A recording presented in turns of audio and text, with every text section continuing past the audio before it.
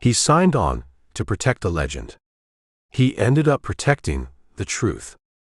Widow's Peak, a wild Western action thriller. Chapter 1. No bounty on dogs. Eldridge Sample asked. The sheriff of Dry Creek didn't look up from his whittling. He was carving a piece of cedar into something that looked like a bear with a limp, and he was taking his time.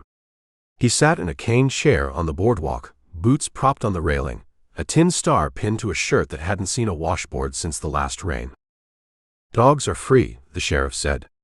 He blew shavings off the wood. Unless they bite the mayor. Then we shoot 'em. Don't pay for it, though. Just civic duty.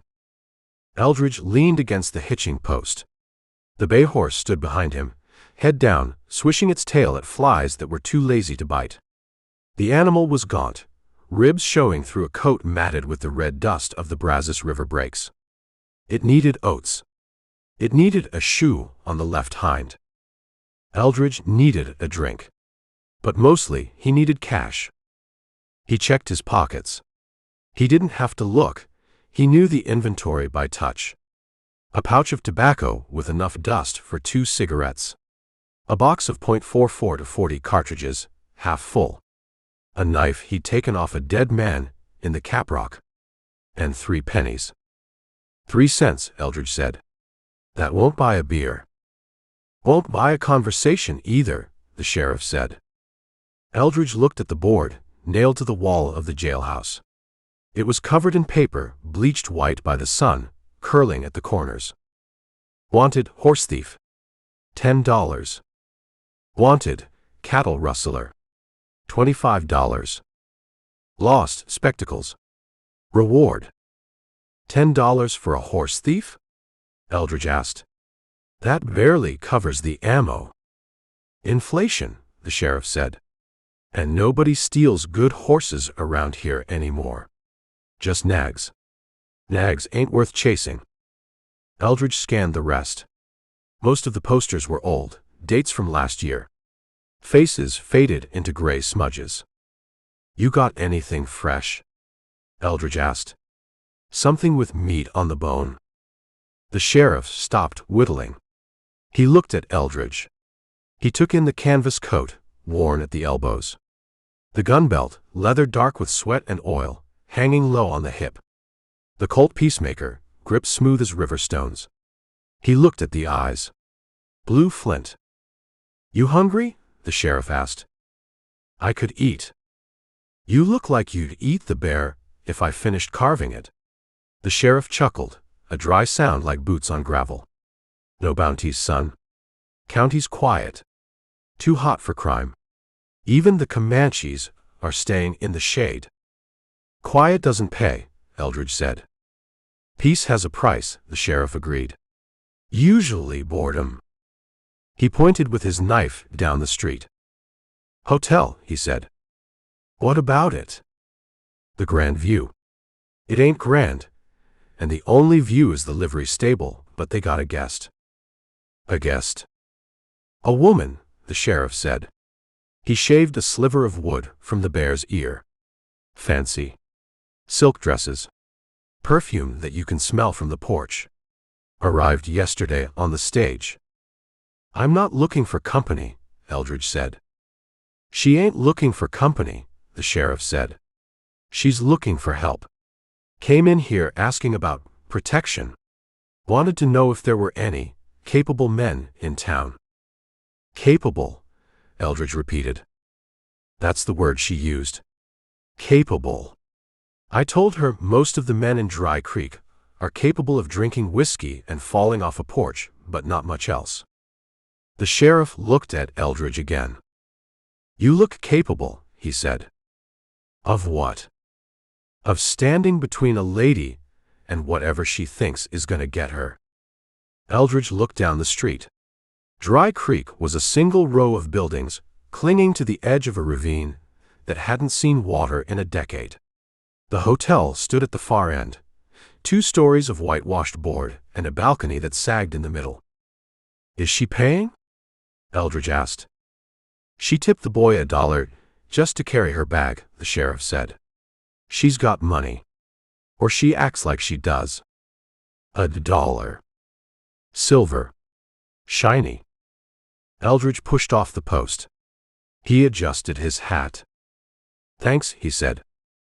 If you get the job, the sheriff called after him, tell her I said hello. And tell her I'm still working on that bear. Eldridge walked the horse down the street. The mud from the last rain had dried into ruts that could break an ankle. He stepped carefully. He tied the bay in front of the hotel. He loosened the cinch. Wait here, he told the horse. If this works out, you get grain. If not, we eat grass.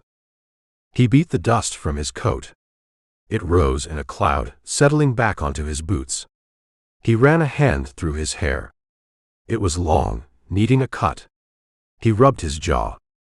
3 days of stubble. Capable, he muttered. Or desperate. He walked up the steps. The lobby was cool, smelling of lemon oil and old carpet. A clerk with a visor and sleeve garters sat behind the desk, reading a dime novel. Help you? The clerk asked without looking up. Looking for a guest, Eldridge said. Lady. Asking for help. The clerk looked up. He saw the gun. He saw the face. Room 2, the clerk said. Top of the stairs. First door on the left. Is she in? She hasn't come out since breakfast. Ordered tea. And toast. Complained about the bread. Sounds charming. Eldridge climbed the stairs. The carpet was worn down the middle, a path of threadbare red leading to the rooms. He knocked on room 2. Who is it? A voice. Sharp. Clear. Not a Texas voice. It sounded like it came from a place where people wore shoes indoors.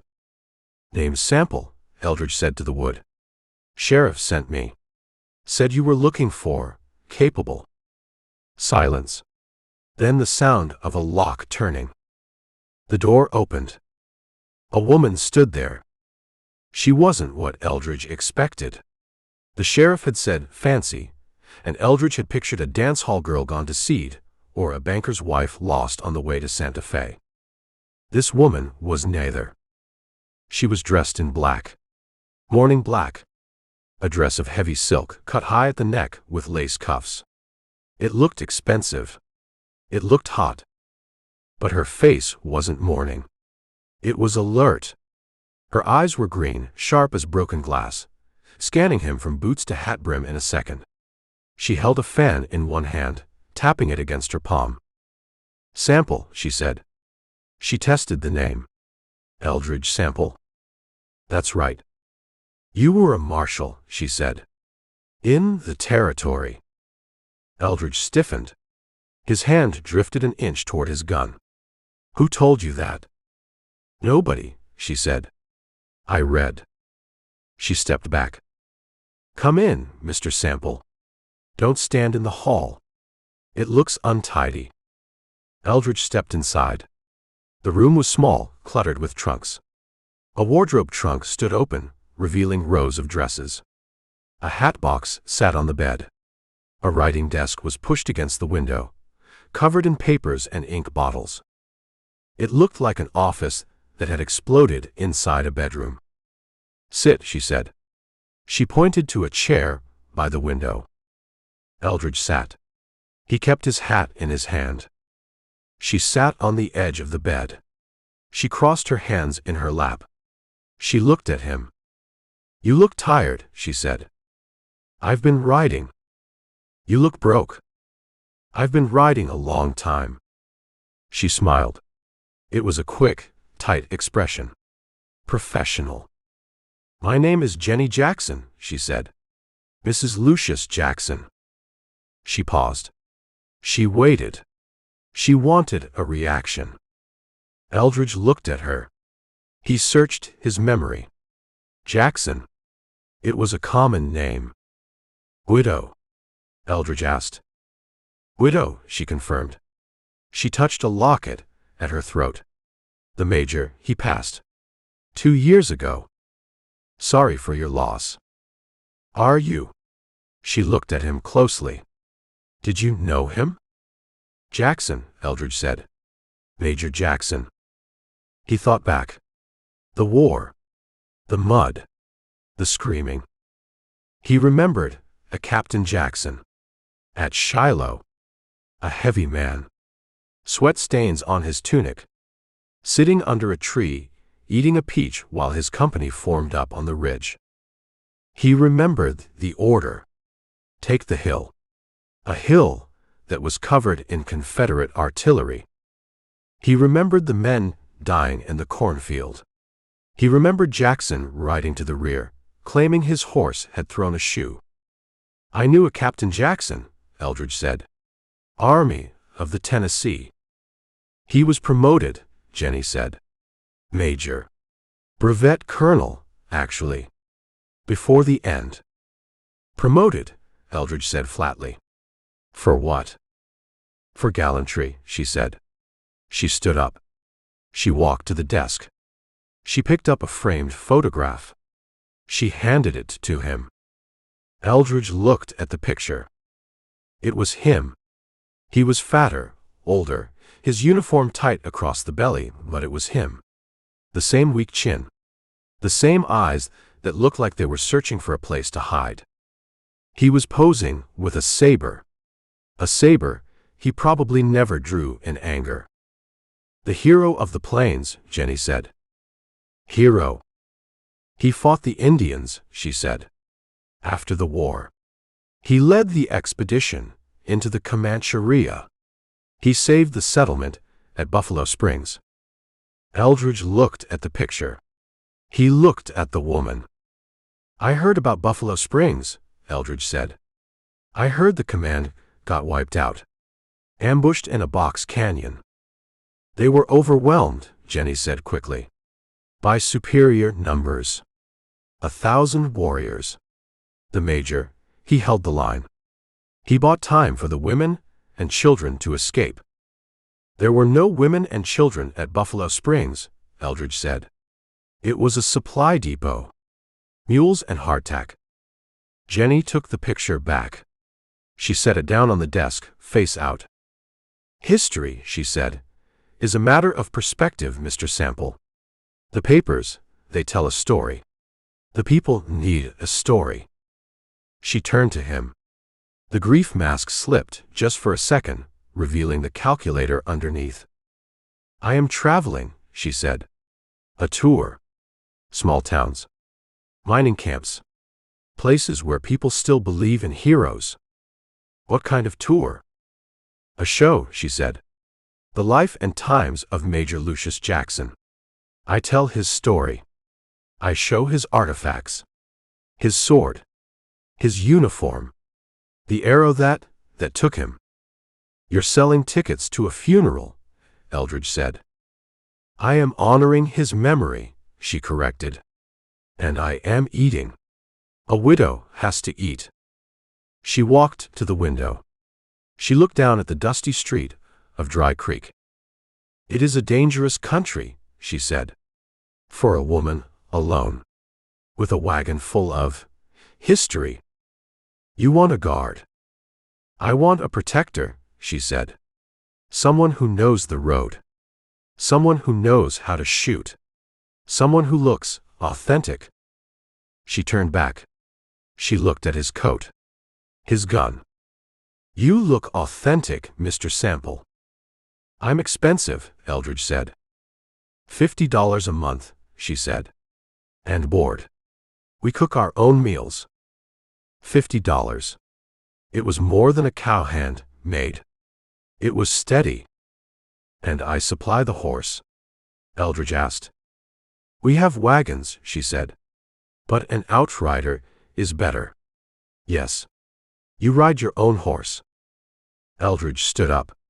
He walked to the picture of the major. He looked at the man who had slept while his friends died in the corn. He wanted to tell her. He wanted to tell her that her husband was a coward and a fool. But he looked at the 3 pennies in his pocket. He looked at the gaunt horse outside. Where are you heading? Eldridge asked.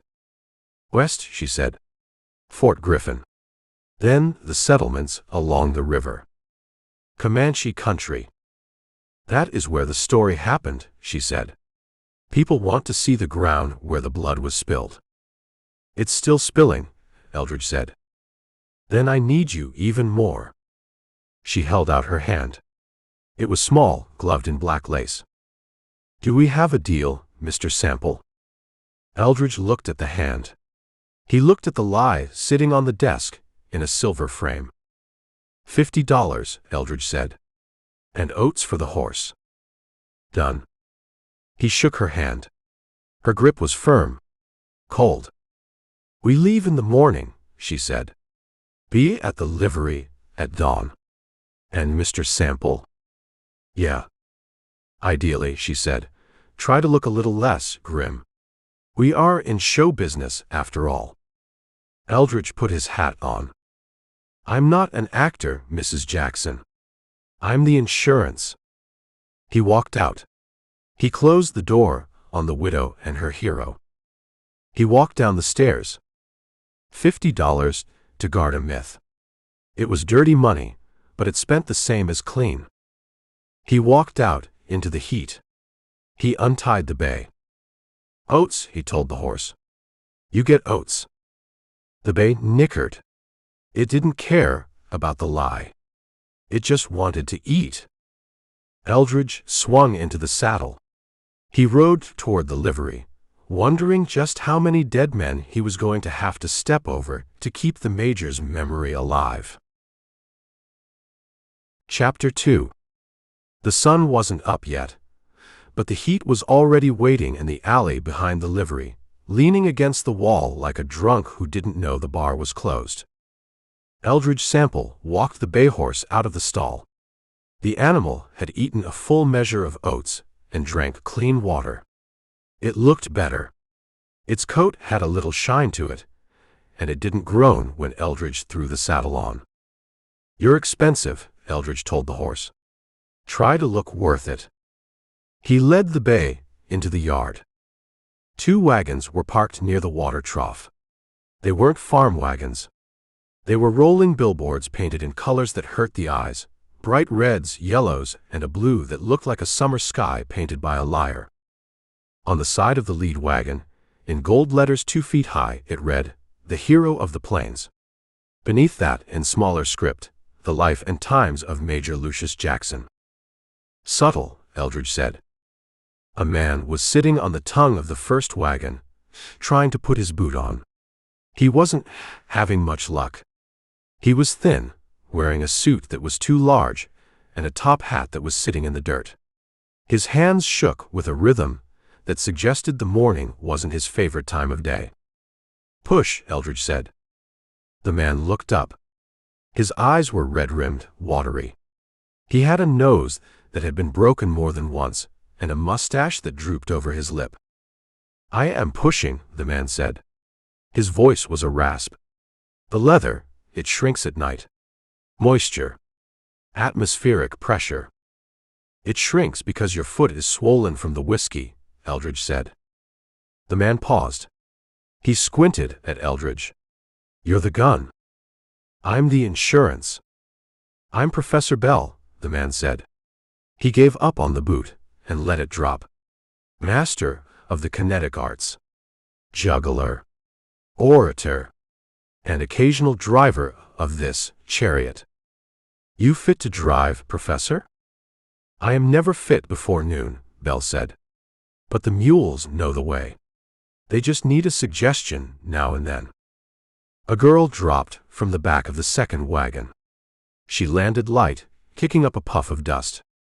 She couldn't have been more than 18, dressed in boy's trousers and a calico shirt, her hair tucked under a shapeless hat.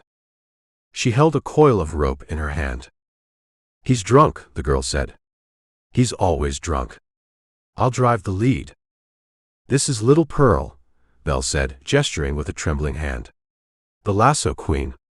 She can rope a fly off a mule's ear at 20 paces. If the fly holds still, Pearl said. She looked at Eldridge. She looked at the gun on his hip. You the new one? Eldridge Sample. You look like the last one, she said. Grim. Quiet.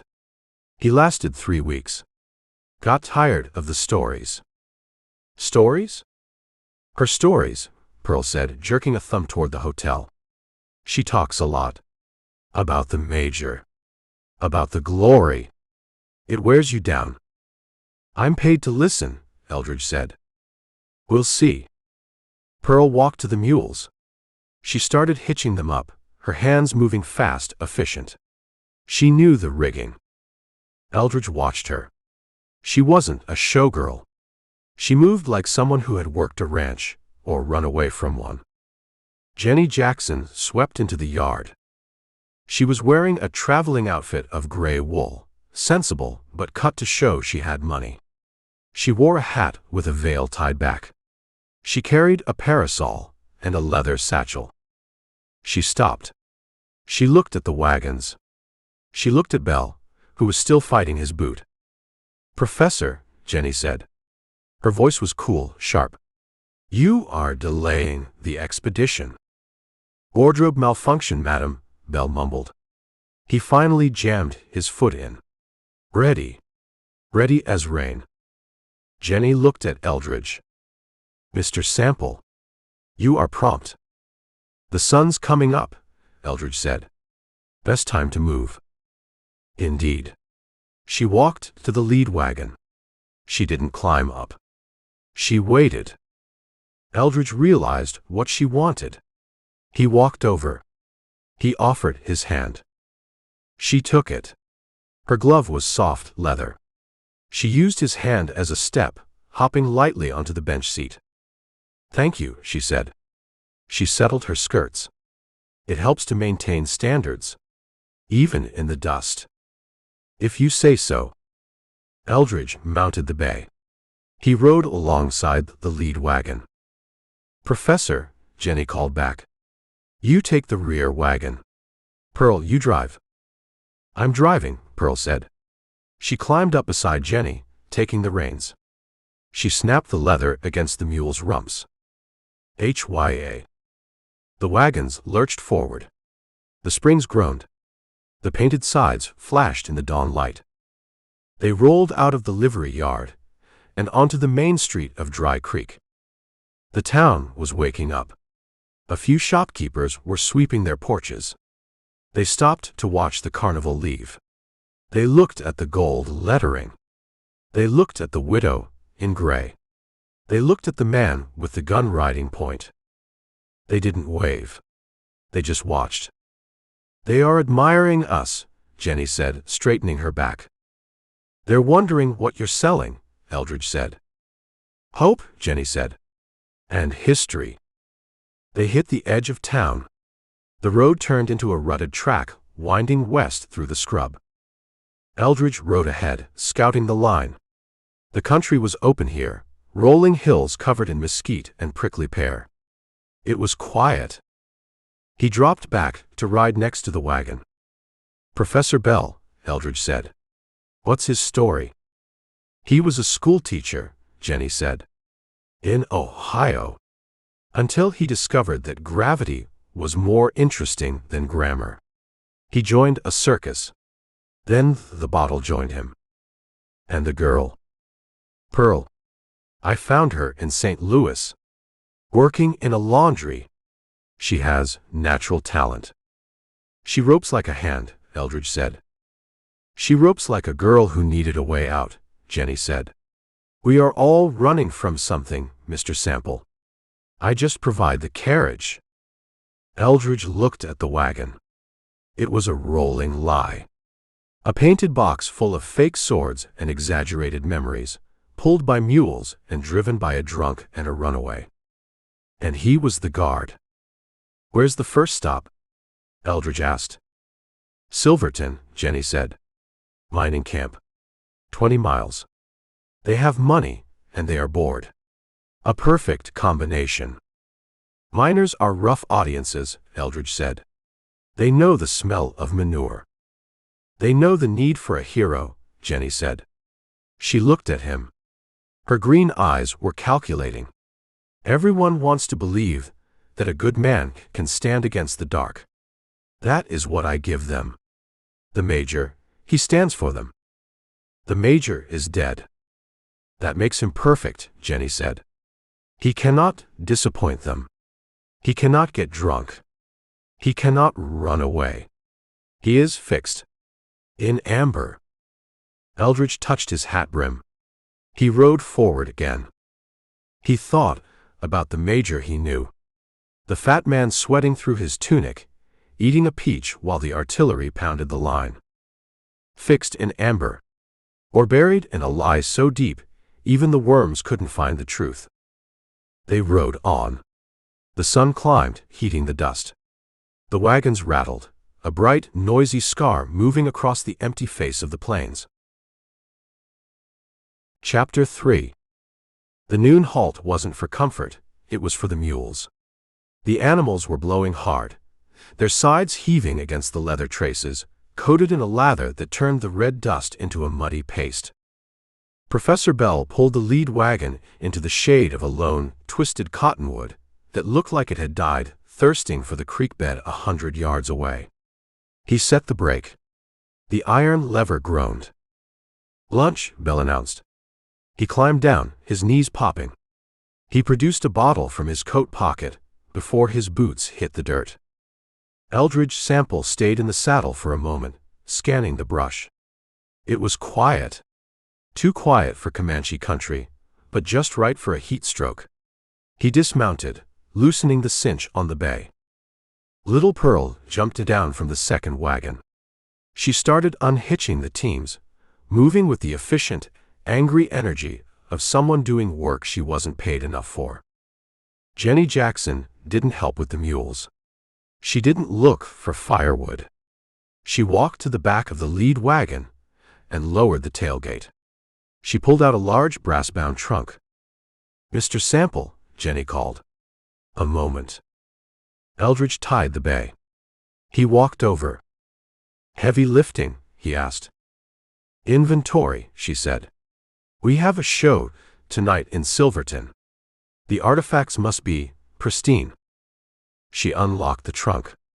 She threw back the lid. Inside, resting on a bed of purple velvet, lay the physical remains of a legend. A blue uniform coat with gold epaulets. A sash. A hat with a cavalry cord. And a saber in a polished steel scabbard. The uniform looked new. The wool was dark, unfaded by the sun. The gold braid was bright. "It needs brushing," Jenny said. She handed him a stiff bristle brush. "The dust gets into the weave." The Major, he was fastidious about his appearance. Eldridge took the brush. He looked at the coat. "He was fastidious about his lunch," Eldridge said. "I don't recall him caring much about the uniform. Usually, it was unbuttoned." "The audience expects a hero to shine," Jenny said. She picked up the saber. She pulled a rag and a bottle of oil from a side pocket. She started wiping down the scabbard. Eldridge looked at the coat. He remembered the last time he saw a coat like that on Lucius Jackson. It was April '62. Pittsburgh Landing. The mud was knee-deep and smelled of blood and dysentery. Jackson's coat had been stained with wine and grease, open at the throat to let the heat out while he sat under a wagon waiting for the shelling to stop. "This isn't his coat," Eldridge said. "It is a replica," Jenny admitted without looking up. "The original was damaged. Moths. And time. And gravy stains." Jenny paused. She looked at him. Her green eyes were hard.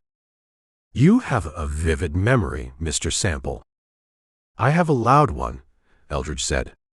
"Hard to forget the sound of men screaming for orders that never came." He reached out. He took the saber from her hands. It was light. Too light. The balance was wrong. He drew the blade a few inches. The steel was bright, unblemished. It had never struck another blade. It had never cut bone. It was a dress sword, meant for parades and balls. He didn't carry this, Eldridge said. He carried a heavy cavalry saber, 1840 model. Used it to open crates of rations. This looks better under the stage lights, Jenny said. It catches the eye.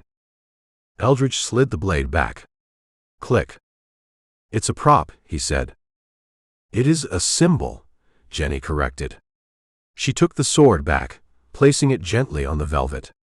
Symbols are what matter. The truth is messy. It is confusing. People in Silverton, they work in the dark all day. They breathe rock dust. They break their backs. When they come to my show, they don't want to hear about a fat man hiding under a wagon. They want to hear about the shining sword of the plains. So you sell them a lie. I sell them a feeling, she said. I sell them pride. Is that so wrong? Eldridge looked at the uniform. He looked at the empty, desolate landscape around them. It's wrong if you believe it, he said. I don't believe it, Jenny said. She picked up the hat. She brushed the brim. I manufacture it. There is a difference. She looked at him. She saw the disgust on his face. It was plain, etched into the lines around his eyes. You want to quit, she said. It wasn't a question. I'm thinking about it. Why? Because I don't like polishing fake swords for a ghost that doesn't deserve the shine. The ghost doesn't care, Jenny said. But the $50, that is real.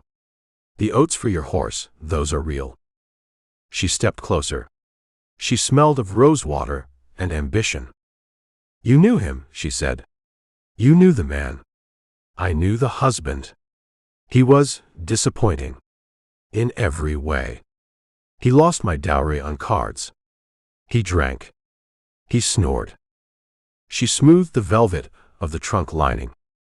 When he died, out here in the middle of nowhere, leading a column of fools into a box canyon, he left me nothing. No money. No property. Just a name and a stack of debts. She looked up at Eldridge. I decided to make him pay, she said. Posthumously. I took his name. I took his glory. And I turned it into a meal ticket. I am not honoring him, Mr. Sample. I am using him. Just as he used me. Eldridge looked at her. He saw the steel under the silk. She wasn't a grieving widow. She was a woman who had taken a bad hand and bluffed her way into a pot. Grifter, Eldridge said. Survivor, she countered. Professor Bell wandered over, holding a piece of cheese and his bottle. He looked at the uniform. Ah, Bell said. The vestments of the saint. Ready for the sermon? Go sit down, Professor, Jenny said. You're shedding crumbs on the velvet. Bell shrugged and wandered off toward the shade. Jenny turned back to Eldridge. You want to walk? She asked. Go ahead. The road is open. It is 40 miles to water, and you have what? 3 pennies. Eldridge touched his pocket. He felt the coins. He felt the emptiness. Or, she said, you can brush the coat. You can stand on the stage tonight and look dangerous. You can take the money and buy your horse a new set of shoes. It is a job, Mr. Sample. It doesn't require your soul, just your presence. Eldridge looked at the coat. He thought about the men at Shiloh. The ones who didn't get a show. The ones who just got a shallow grave in the mud. He thought about the bay horse. The animal was losing weight. It needed grain. It needed care. He took the brush. He laid the blue coat across his knee. He started to brush the dust from the wool. Don't expect me to clap, Eldridge said. Jenny smiled. It was a real smile this time, sharp and victorious. I don't need you to clap, she said. I need you to shoot anyone who tries to stop the applause. She closed the trunk. We leave in 20 minutes, she said. Pearl is cooking beans. Try to look like you enjoy them." She walked away, head high, her skirts rustling in the dry grass. Eldridge sat there. He brushed the coat of a dead coward. The wool was rough under his hand. He looked at the saber. It was a lie. All of it. The hero. The battles. The glory. But the $50 was gold. And gold didn't have a memory. 1 month, Eldridge whispered to the empty uniform. "I'll give you 1 month, Major. Then you can rot on your own." He finished brushing the coat. He folded it neatly. He put it back in the trunk. He walked over to the fire where Pearl was stirring a pot. She looked at him. She saw the resignation in his shoulders. "She got you," Pearl said. "She pays," Eldridge said. "She always wins," Pearl said. "That's why we're here. We're just the props." Eldridge took a plate of beans. He ate them. They were burnt, but they were hot. He looked at the horizon. Silverton was ahead. A town of miners who wanted a story. He would give them a story. He would stand there and let Jenny spin her web. But he wouldn't believe it. He touched the colt. That was real. The weight of it, the cold steel, the oil. That was the only truth in the wagon train. And he had a feeling he was going to need it before the curtain came down. Chapter 4. Silverton wasn't a town so much as a collection of tents and rough-cut lumber clinging to the side of a canyon like a skin disease. It smelled of unwashed men, sulfur, and the desperation that comes from digging holes in the ground for a living. Eldridge Sample sat on the bay horse at the edge of the firelight. He watched the crowd gather. There were 50 or 60 of them.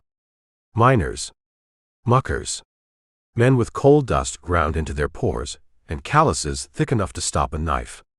They stood in the dirt, holding tin cups of beer, staring at the brightly painted wagon that had parked in the center of the camp clearing. "Showtime," Eldridge muttered. He dismounted. He tied the bay to a hitching rail near the general store, which was really just a tent with a wooden sign. He loosened the thong on his colt. He wasn't expecting trouble. Miners were usually too tired to fight until the whiskey hit, but he was paid to expect it. He walked to the edge of the crowd. He leaned against a water barrel, crossing his arms. He faded into the background, just another shadow in a canvas coat. On the wagon, the transformation was complete. The side panel had been dropped down to form a stage. Kerosene footlights flickered behind tin reflectors, casting a harsh, theatrical glare upward. Professor Bell stepped out. He didn't look like the drunk who couldn't put his boot on this morning. He was wearing a tailcoat that had been brushed within an inch of its life and a top hat that added a foot to his height. He moved with a fluid, expansive energy. "Gentlemen," Bell roared. His voice was a baritone trumpet, projecting over the murmurs of the crowd. "Citizens of the Silver Earth, tonight we bring you history. We bring you glory.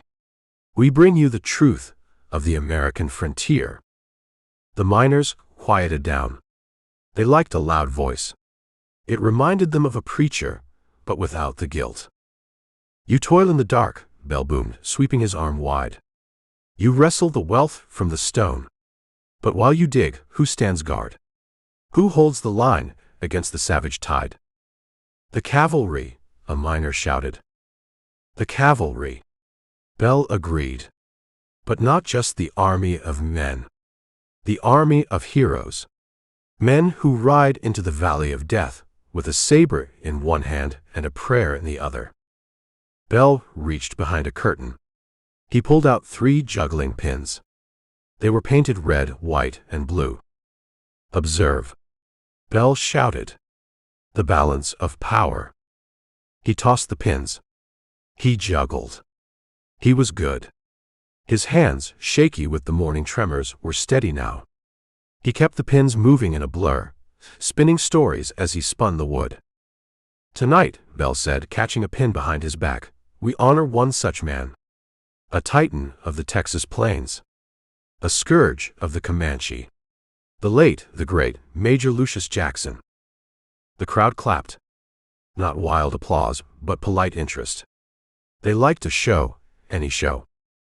Bell caught the pins. He bowed. "But first," Bell said, "a demonstration of the skills required to tame the wild Mustang. I give you Little Pearl." Pearl stepped out. She was wearing a fringed skirt and a vest with silver studs. Her hair was down, falling over her shoulders. She looked young, pretty, and dangerous. She held a lariat. She didn't speak. She just spun the loop. She made it dance. She jumped through it. She spun it over her head, then dropped it around her waist, lifting it back up without breaking the rhythm. The rope hissed in the air. The miners cheered louder for her. They liked the rope, but they liked the girl more. Eldridge watched. It was a good act. Tight. Professional. Then the music stopped. Or rather, the rhythm stopped. Pearl stepped back. Bell stepped forward. He took off his hat. He lowered his voice to a reverent whisper.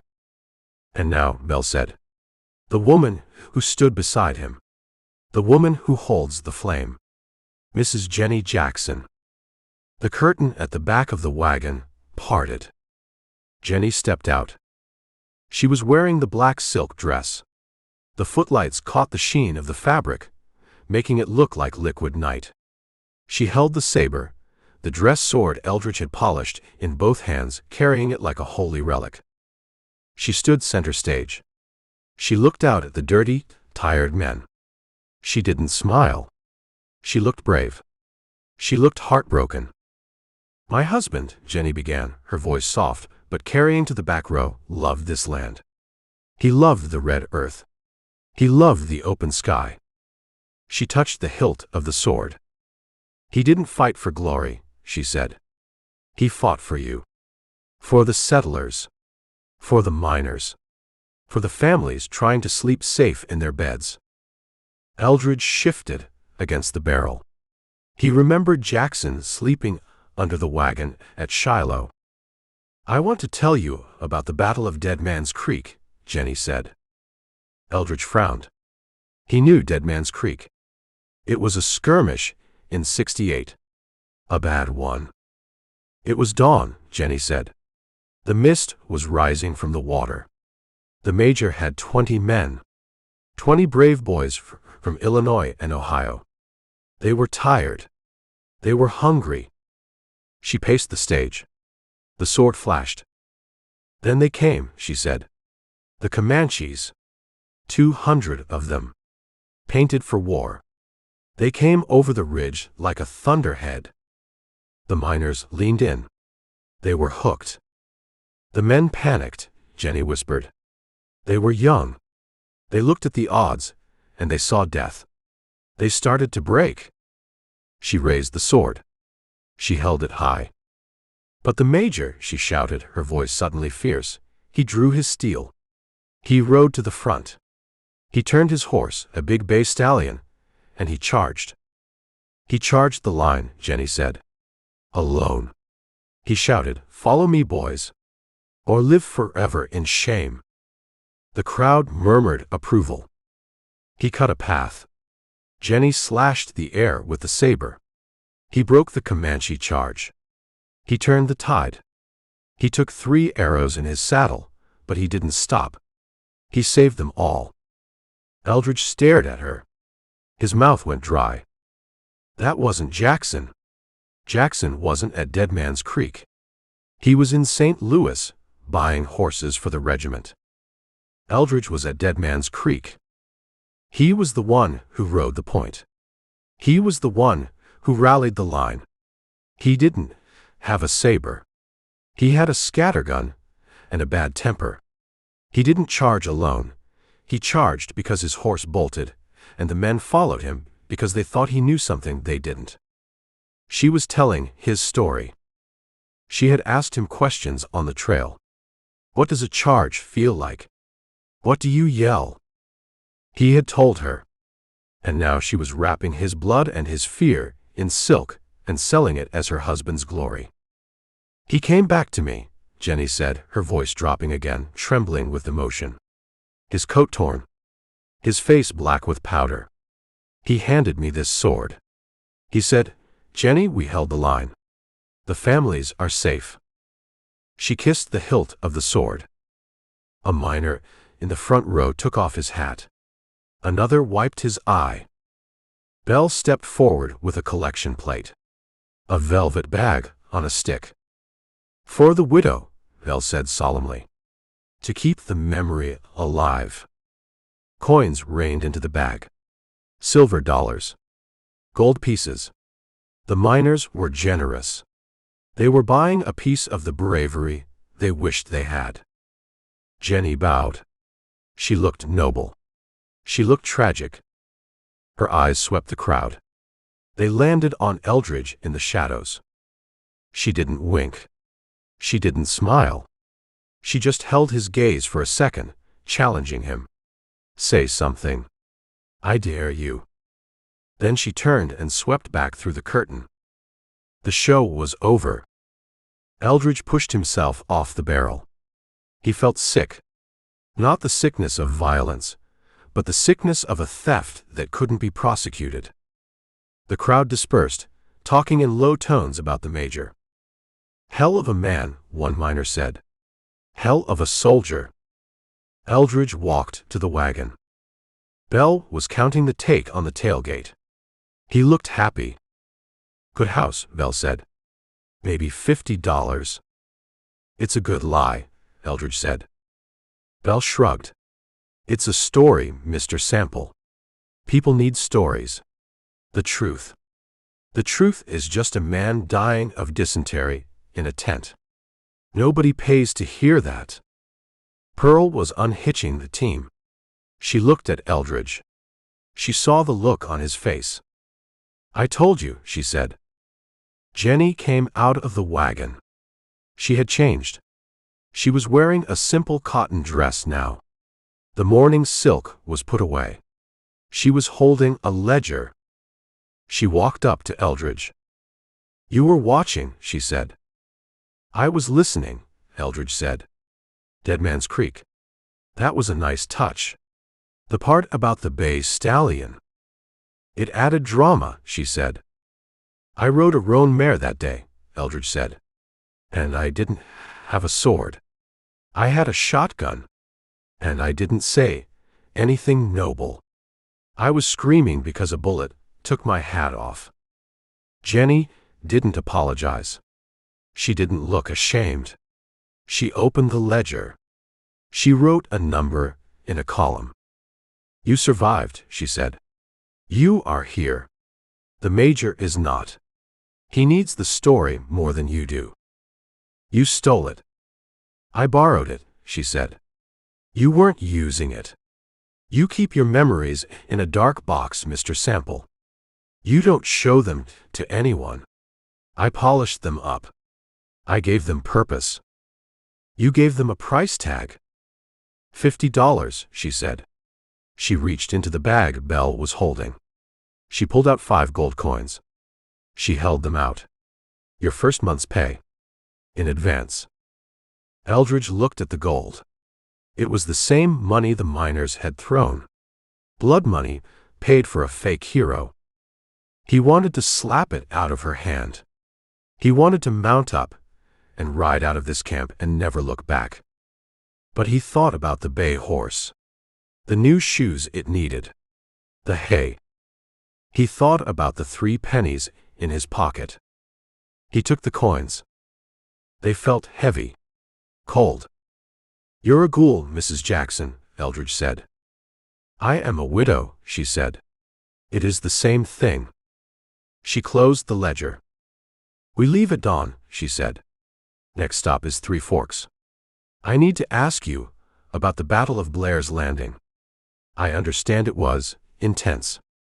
She walked past him, heading toward the hotel tent. Eldridge stood there. He put the gold in his pocket. It clinked against the pennies. He looked at the stage. The footlights were out. The magic was gone. It was just a wagon with a drop-down side. Blair's Landing, Eldridge whispered. He remembered that one too. The smoke. The river running red. He spat into the dust. He was a bodyguard for a ghost. And the ghost was getting bigger every day. He walked to his horse. He untied the reins. "Come on," he told the bay. "Let's find some water that doesn't taste like lies." Chapter 5. The road to Three Forks was less of a road and more of a suggestion made by wagon wheels 10 years ago that the scrub brush had mostly ignored. Professor Bell was snoring in the back of the lead wagon, wrapped in a velvet curtain to keep the sun off his hangover. Little Pearl was riding Eldridge's bay horse, scouting a mile ahead, looking happy to be out of the driver's seat. That left Eldridge Sample holding the reins of the mule team. And it left Jenny Jackson sitting on the bench beside him. She held a parasol in one hand and a notebook in the other. The pencil scratched across the paper, a dry, rhythmic sound that competed with the creak of the axles. "Say it again," Jenny said. "I said it sounded like a wet slap," Eldridge said. He kept his eyes on the mule's ears. "Like dropping a steak on a butcher block." "A wet slap," Jenny repeated, writing it down. She frowned. "That isn't very poetic." The bullet struck with the thunder of judgment. "That sounds better." "It sounds like a lie," Eldridge said. "A bullet doesn't judge. It just tears. It hits bone, it cracks. Like a dry stick. It hits gut, it thuds." "Thuds," she muttered, scratching out a line. "Very well. Thuds." She turned the page. The notebook was thick, filled with a tight lace-like script that looked too elegant for the words it held. "Tell me about the Comanches," she said. "At Blair's Landing. When they charged." "I told you." They rode in low, hanging off the sides of the ponies. "Yes, but the noise," she pressed. She leaned closer. She smelled of rosewater and ink. "What did they yell? Did they scream for blood? Did they chant?" "They didn't yell," Eldridge said. "They made a sound like a coyote yip. High-pitched. Yee-yee-yee. It carries over the wind. It makes the horses crazy." "A coyote yip," she wrote. "And the faces?" "Paint." "Black," Eldridge said. "Charcoal and grease. Around the eyes. Makes them look like skulls." "Skulls," she said. Her pen moved faster. "Excellent." The Legion of the Dead rode down upon the Major, their faces masks of charcoal death. Eldridge looked at her. She wasn't horrified. She was fascinated. She was a butcher, dissecting a carcass to find the best cuts of meat to sell at the market. "You enjoy this," Eldridge said. "I enjoy accuracy," she said without looking up. "Or at least, the feeling of accuracy. The audience knows when you are faking the details. If I say they yelled like demons, it's generic. If I say they yipped like coyotes, that feels real. It makes the hair stand up on their necks. It makes them reach for their wallets." "Exactly." She tapped the pencil against her chin. She looked at the horizon, where the heat waves were dancing. "The Major," she said. "In your version, he was asleep under a wagon. That's the version that happened. But if he had been awake," she said, testing the narrative. "If he had been the man on the poster, what would he have done? When the line broke?" "He would have stood," Eldridge said. "He would have shot his horse." "His horse?" She looked shocked. "Why?" "Cover," Eldridge said. "You shoot the horse, it drops. You get behind it. It stops arrows. It stops bullets. It gives you a wall in the middle of an open field." She stared at him. She looked a little green. "That is horrible." It's war, Eldridge said. The horse is dead anyway.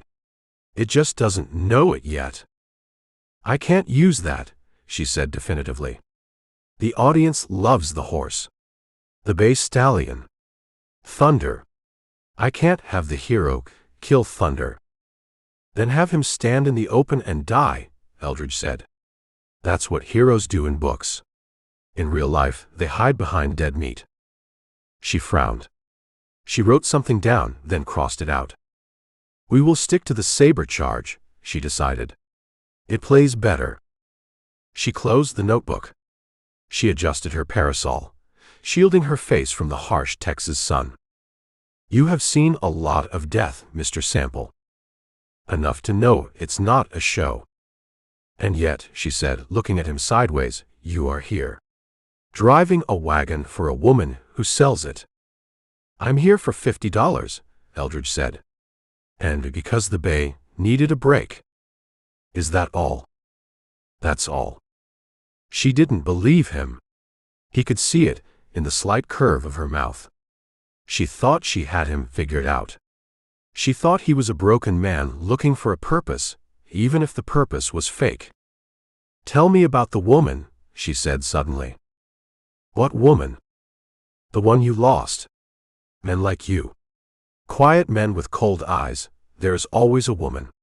Or a war. Usually both. There's no woman, Eldridge said. Just the war. I don't believe you. I don't care. She laughed. It was a light, tinkling sound, jarring against the squeak of the wheels. You are a hard nut to crack, Eldridge. But I have time. Three Forks is still hours away. She opened the notebook again. Tell me about the scalping, she said. Does it make a sound? When the skin comes loose. Eldridge tightened his grip on the leather reins. He looked at her hands. Soft. Manicured. Holding a pencil like it was a weapon. It sounds like tearing canvas, Eldridge said. Wet canvas. She shivered. A visible ripple that went through her silk dress. Perfect, she whispered. She wrote it down. Tearing wet canvas. Eldridge looked away. He looked at the scrub brush passing by. He felt dirty. He felt like he was selling pieces of his own nightmares to a woman who was going to stitch them into a quilt and sell tickets to see it. You're digging up graves, Jenny, Eldridge said. I am mining, she corrected. Just like the men in Silverton. They dig for silver. I dig for color. Color, Eldridge spat. It's blood. It's red. Red pays, she said. She closed the book with a snap. We're done for now, she said. I have enough for the second act. The major is going to save a schoolhouse tonight. There was no schoolhouse at Blair's Landing. There is now, she said. She leaned back against the seat, closing her eyes. She looked peaceful. Content. Like a woman who had just done a good day's work. Eldridge drove the mules. He watched the heat shimmer. He watched Pearl riding the ridgeline, free and clean in the distance. He thought about the dead men. The ones he had known. The ones he had buried. They weren't heroes. They were just men who got caught in the wrong place. But tonight, in Three Forks, they were going to be resurrected. They were going to be brave. They were going to be led by a fat man with a dress sword. And the crowd would cheer. 2 cents, Eldridge whispered to the mules. That's all a bullet costs. But the story costs your soul. He snapped the reins. The wagon rolled on, carrying the myth and the man who knew the difference, heading for the next town where they would sell the lie to people hungry for something to believe in. Chapter 6. Three Forks was a town built around a muddy confluence where the river couldn't decide which way to go, so it just spread out and smelled like catfish. The wagon was parked in the square, backed up against the porch of the Drover's Rest. The footlights were hissing, casting long, jumping shadows against the canvas backdrop, painted to look like a heroic vista of the staked plains. Eldridge Sample leaned against a hitching post 20 feet back. He had a clear view of the stage and a clear view of the crowd. The crowd was different here. Fewer miners, more cowboys. Men who smelled of horse sweat and leather, who wore their pistols high and their hats low. They were quiet, attentive, chewing on toothpicks or tobacco, waiting to be entertained or insulted. Professor Bell was finishing his juggle. He caught 3 spinning knives, real ones this time or close enough, and bowed. And now, Bell bellowed, sweeping his top hat low. The reason we gather. The flower of the frontier. The widow of the whirlwind. Mrs. Jenny Jackson. Jenny stepped out. She had changed her costume. She wasn't wearing the severe, mourning black of the first show. She was wearing a dress of deep midnight blue velvet with a silver sash. It caught the light. It looked regal. She held the saber. But she didn't hold it like a relic this time. She held it like a weapon. 3 forks, Jenny said. Her voice was husky, intimate. She walked to the edge of the stage, looking down at the cowboys. You know the sound of the wind in the wire. You know the sound of a steer breaking its leg. She paused. But do you know the sound of a scalp coming loose? The crowd went still. A cowboy in the front row stopped chewing. My husband knew, Jenny said. Major Lucius Jackson knew. At the Battle of Blair's Landing. Eldridge stiffened. He took the tobacco pouch from his pocket, but he didn't roll a cigarette. He just held it. It was August, Jenny said. The heat was a hammer. The river was low, nothing but mud and snakes. She began to pace. The major was outnumbered. 50 to 1. He had ordered his men to dig in, to make a wall of the wagons. But the enemy, they didn't ride like men. They rode like smoke. She raised the sword. They came out of the breaks, she said. They didn't scream. They didn't shout. They yipped. She made the sound. Yee yee yee. High. Sharp. A coyote sound. It was exactly the sound Eldridge had made in the wagon seat 6 hours ago. It chills the blood, Jenny whispered. It makes the horses crazy. Eldridge felt a cold prickle on his neck. She was good. She was too good. They hit the line, Jenny said. The major stood tall. He saw a warrior, a giant, painted black around the eyes like a skull. This warrior charged the schoolhouse where the women were hiding. There was no schoolhouse, Eldridge muttered. It was a supply tent. The major didn't fire, Jenny shouted. He stepped in. He swung this blade. She slashed the air. The steel whistled. He struck the warrior, she said. And the sound wasn't metal on bone. It was soft. Wet. She leaned forward, her eyes wide, capturing every man in the square. It sounded like tearing wet canvas, she whispered. The cowboy in the front row flinched. Like a tent ripping in a storm, Jenny said. The major stood his ground. He fought until the sun went down. He fought until the river ran red. And when it was over, he didn't boast. He didn't brag. He wiped his blade, and he wept. For the fallen. For the cost. She lowered the sword. She bowed her head. The silence held for a long beat. Then the applause started. It wasn't polite this time. It was loud. Whoops and hollers. Coins hit the stage, clinking against the wood. That's a woman, a drover yelled. That's a hell of a woman. Eldridge turned away. He walked into the dark between the buildings. He felt sick. Not the sickness of bad whiskey, but the sickness of having your own pockets picked while you were watching the show. He went to the bay horse, tied behind the hotel. He checked the cinch. It was tight. He waited. Half an hour later, the show broke down. The crowd dispersed to the saloons. Eldridge walked back to the wagon. Jenny was sitting on the tailgate, counting money. She looked flushed, happy. The adrenaline of the performance was still on her. $70, she said when she saw him. A record. You're a thief, Eldridge said. She stopped counting. She looked at him. I beg your pardon. You stole it, Eldridge said. The yip. The wet canvas. The skull paint. Those weren't Jackson's memories. They were mine.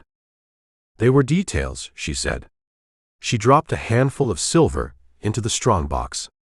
Details make the story sing, Eldridge. You put a coward in my boots, Eldridge said. You put a man who hid under a wagon into a fight he never saw, doing things he didn't have the guts to do. I made him a hero, she said. Does it matter who the details belong to? You aren't using them. You just carry them around like rocks in a sack. They're my rocks, Eldridge said. He stepped closer. That sound, he said. The canvas tearing. That wasn't a warrior. That was a boy. 16 years old. I didn't kill him with a sword. I killed him with a shovel because my rifle jammed. And I didn't weep about it. I threw up. Jenny looked at him. Her expression didn't change. She didn't look sorry. She looked interested. A shovel, she said. That is visceral. Gritty. But the sword plays better. You don't get it, Eldridge said. You think it's just a script. You think because you write it down, it's just words. It is words, she snapped. Words that pay for your dinner. Words that pay for the grain in your horse's belly. You think these people care about the truth? The truth is boring. The truth is ugly. They want the shiny sword. They want the widow in velvet. She stood up. She smoothed her dress. You are paid to protect the wagon, Mr. Sample, not to critique the performance. Eldridge looked at her. He saw the calculation. He saw the cold ambition that had turned a funeral into a franchise. He reached into his pocket. He pulled out the gold coins she had given him in Silverton. The advance. He dropped them on the tailgate. Clink. Clink. I quit, Eldridge said. Jenny stared at the gold. She looked at him. For the first time, she looked surprised. You can't quit, she said. We have a contract. Contract's broken, Eldridge said. I don't work for liars. And I don't let people wear my scars for a costume. You need the money, she said. You have nothing. I have a horse, Eldridge said. And I have the truth. That's enough. He turned. Eldridge, she called. Her voice changed. It wasn't the stage voice. It was sharper. Worried. You can't leave me out here. The road to Fort Griffin, it's dangerous. You have the major, Eldridge said over his shoulder. He held off 100 Comanches. I'm sure he can handle the road. He walked to the bay. He mounted up. Pearl was standing by the lead mule, watching him. She didn't say anything. She just nodded, a small, sad movement of her head. She knew. Eldridge rode out of the alley. He rode past the Drover's Rest. He rode past the drunken cowboys. He hit the main road west. He wasn't going to Fort Griffin. He was just going. Away from the show. Away from the woman who turned blood into gold. He rode into the dark, letting the silence of the plains wash the sound of the applause out of his ears. Chapter 7. The silence out here didn't cost a dime. Eldridge Sample sat by a small fire made of mesquite roots that burned hot and smokeless. He was 5 miles off the main road to Fort Griffin, tucked into a draw where the wind blew over the top of him, leaving the air still and smelling of dry sage. He poured coffee into his tin cup. It was black, strong, and bitter. It tasted like freedom. No speeches, Eldridge said to the bay horse. No swords. Just coffee. The horse was picketed on a long line, grazing on a patch of buffalo grass. It blew out a breath, content. It didn't care about heroes or legends. It just cared about the grass. Eldridge leaned back against his saddle. He felt the weight of the gold coins in his pocket. $50. He took them out. He stacked them on his knee. 5 eagles. They glinted in the firelight. I earned it, he said. I listened to the lie. That's hard work. He put the money away. He should have felt light. He was free of the circus. He was free of the woman who looked at a massacre and saw a ticket sales opportunity. He was back to the drift, just a man and a horse and the open country. But the silence felt heavy. He kept hearing her voice, the sound of tearing wet canvas. She had taken the worst moment of his life, a moment where he had killed a boy in the mud of a riverbank, and she had turned it into a parlor trick. She had put it in the mouth of a fat man who died of incompetence. Let her keep it, Eldridge whispered. It's just a story now. He finished his coffee. He rolled into his blanket. He slept. But he didn't sleep deep. He dreamed of the Major. In the dream, the Major wasn't hiding under a wagon. He was standing on a stage, juggling knives, while the Comanches applauded. Eldridge woke up before dawn. The sky was a gray slate, cold and hard. He saddled the bay. He didn't make coffee. He chewed on a piece of jerky and drank from his canteen. He mounted up. He looked west. The road to the border was open. He could be in New Mexico in a week. He looked east, back toward the road where the wagons were traveling. Don't look, he told himself. He turned the horse west. He rode for a mile. The sun broke the horizon behind him, hitting his back, warming the canvas coat. He stopped. The bay turned its head, looking back. Its ears pricked. What is it? Eldridge asked. The horse snorted. It smelled something. Or heard something. Eldridge turned in the saddle. He scanned the eastern horizon. The land was flat here, broken only by the occasional rise. He could see a long way. He saw the dust. It wasn't the slow, plodding dust of a wagon train moving at a mule's pace. It was a fast, erratic cloud. It was moving south, intersecting the main road. Riders, Eldridge said. He pulled the Springfield from the scabbard. He checked the load. He watched the dust. It wasn't a patrol. A patrol moved in a column. This was a swarm. 10 or 12 riders spreading out, moving fast. They were converging on a spot on the road. Eldridge knew what was at that spot. 2 painted wagons. A drunk juggler. A girl with a rope. And a widow with a fake sword. Raiders, Eldridge said. Not a war party. Not Chatto's disciplined killers. This looked like young bucks. Reservation jumpers looking for easy loot. Whiskey. Horses. They weren't looking for a fight. They were looking for victims. They'll kill the mules, Eldridge said, doing the math. They'll take the liquor. They'll take the girl. And Jenny. They'd take the dress. Maybe the scalp. Eldridge looked west. The empty, quiet trail. The smart play. He looked east. The dust cloud. The noise. Damn it, Eldridge hissed.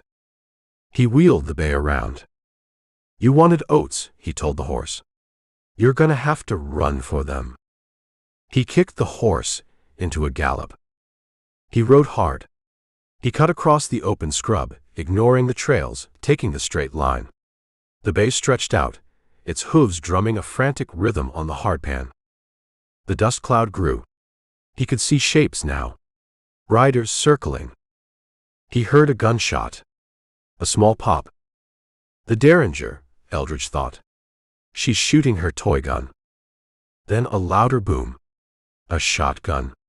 No, that was Professor Bell's signaling cannon. The one he used to start the show. They were fighting. Or they were panicking. Eldridge pushed the horse. The wind whipped his hat brim. He leaned low over the neck. He wasn't riding to save a hero's widow. He was riding because he knew what happened when raiders hit a wagon train that didn't have guns. He knew the sound of it. He crested a rise. The scene lay below him, a mile out on the flat. The wagons were stopped. The lead wagon was jackknifed, the mules tangling in their harness. The second wagon was pulled up close. The raiders were circling. There were 12 of them. Comanches. Young, painted for trouble, riding bareback on fast ponies. They were whooping, waving lances and old trade muskets. They weren't shooting to kill yet, they were terrorizing. They were enjoying the sport. One of them rode close to the lead wagon. He swung a club at the canvas. Eldridge saw a figure on the seat. Jenny. She was standing up, waving something. The sword. She's fighting them off with a stage prop, Eldridge groaned. Another raider had cornered Pearl near the rear wagon. The girl was swinging her rope, trying to keep him back, but the warrior was laughing, darting his pony in and out. Professor Bell was nowhere to be seen. Probably under the wagon. Eldridge pulled the bay up. He needed a steady platform. He slid from the saddle. He dropped to one knee. He raised the Springfield. Distance, 800 yards. He adjusted the sight. He aimed high. He didn't aim at a rider. He aimed at the ground, in front of the lead pony. He wanted to announce his arrival. He squeezed the trigger. Boom. The heavy .45 to 70 slug kicked up a geyser of dirt 10 feet in front of the circling raiders. The report rolled down the hill, a thunderclap in the clear morning air. The Comanches stopped circling. They looked up. They saw the lone figure on the ridge. The horse. The smoke from the rifle. Eldridge worked the lever. Clack, clack. He aimed again.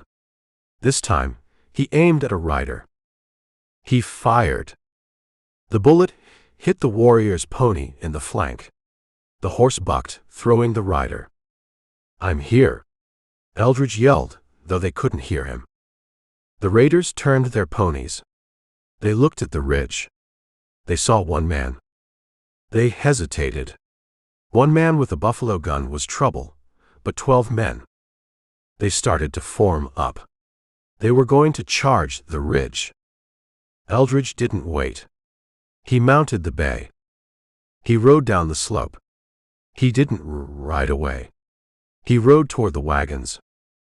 He rode straight into the middle of them. It was a bluff. A crazy, suicidal bluff. But he had the momentum. And he had the rifle. He fired from the saddle.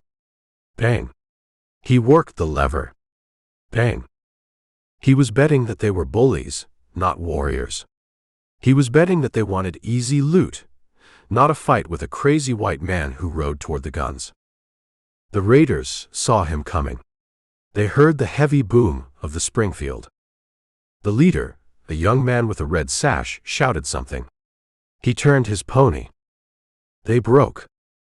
They scattered, peeling away from the wagons, riding hard to the south.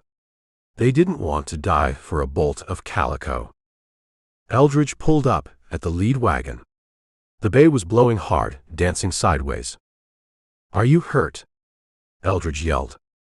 Jenny was standing on the seat, the saber in her hand. Her hair was wild, coming down around her shoulders. She looked at him.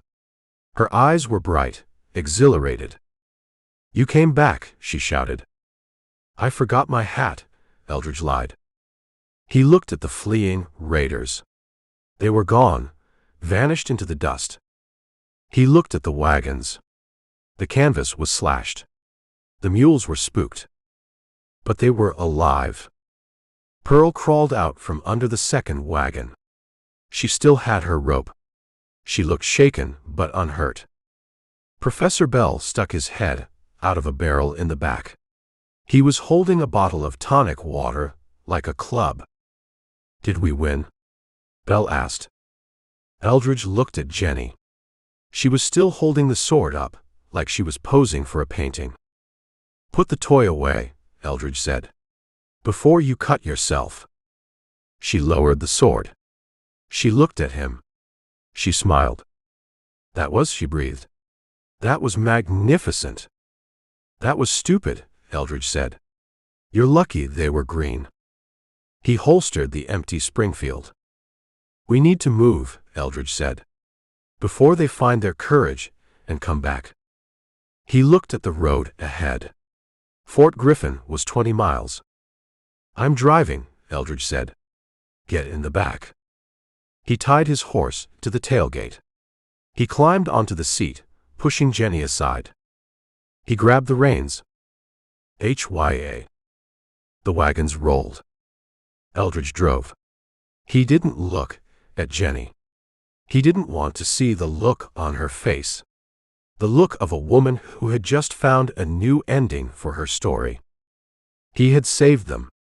But he had the sinking feeling he had just stepped into a trap he couldn't shoot his way out of. Chapter 8. The mules were blown. They stood in the traces, heads low, their sides heaving with a wet, slapping sound against the leather harness. The heat of the morning had turned into the furnace of the afternoon, and the adrenaline that had fueled the escape from the raid had burned off, leaving only the grit and the shake in the hands. Eldridge Sample pulled back on the reins. He set the brake. "We stop," Eldridge said. Jenny Jackson looked at him from the bench seat. Her hair was still wild, a dark cloud around her face, but she had put the saber away. She was holding her notebook. "We can't stop," she said. "They might come back." "They're running south," Eldridge said. "They wanted easy pickings. They didn't want a fight with a buffalo gun." He climbed down from the wagon. He walked to the water barrel strapped to the side. He dipped a ladle and walked to the bay horse tied at the tailgate. He let the horse drink.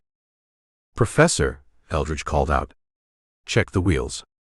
Pearl, check the harness. If a strap is cut, fix it."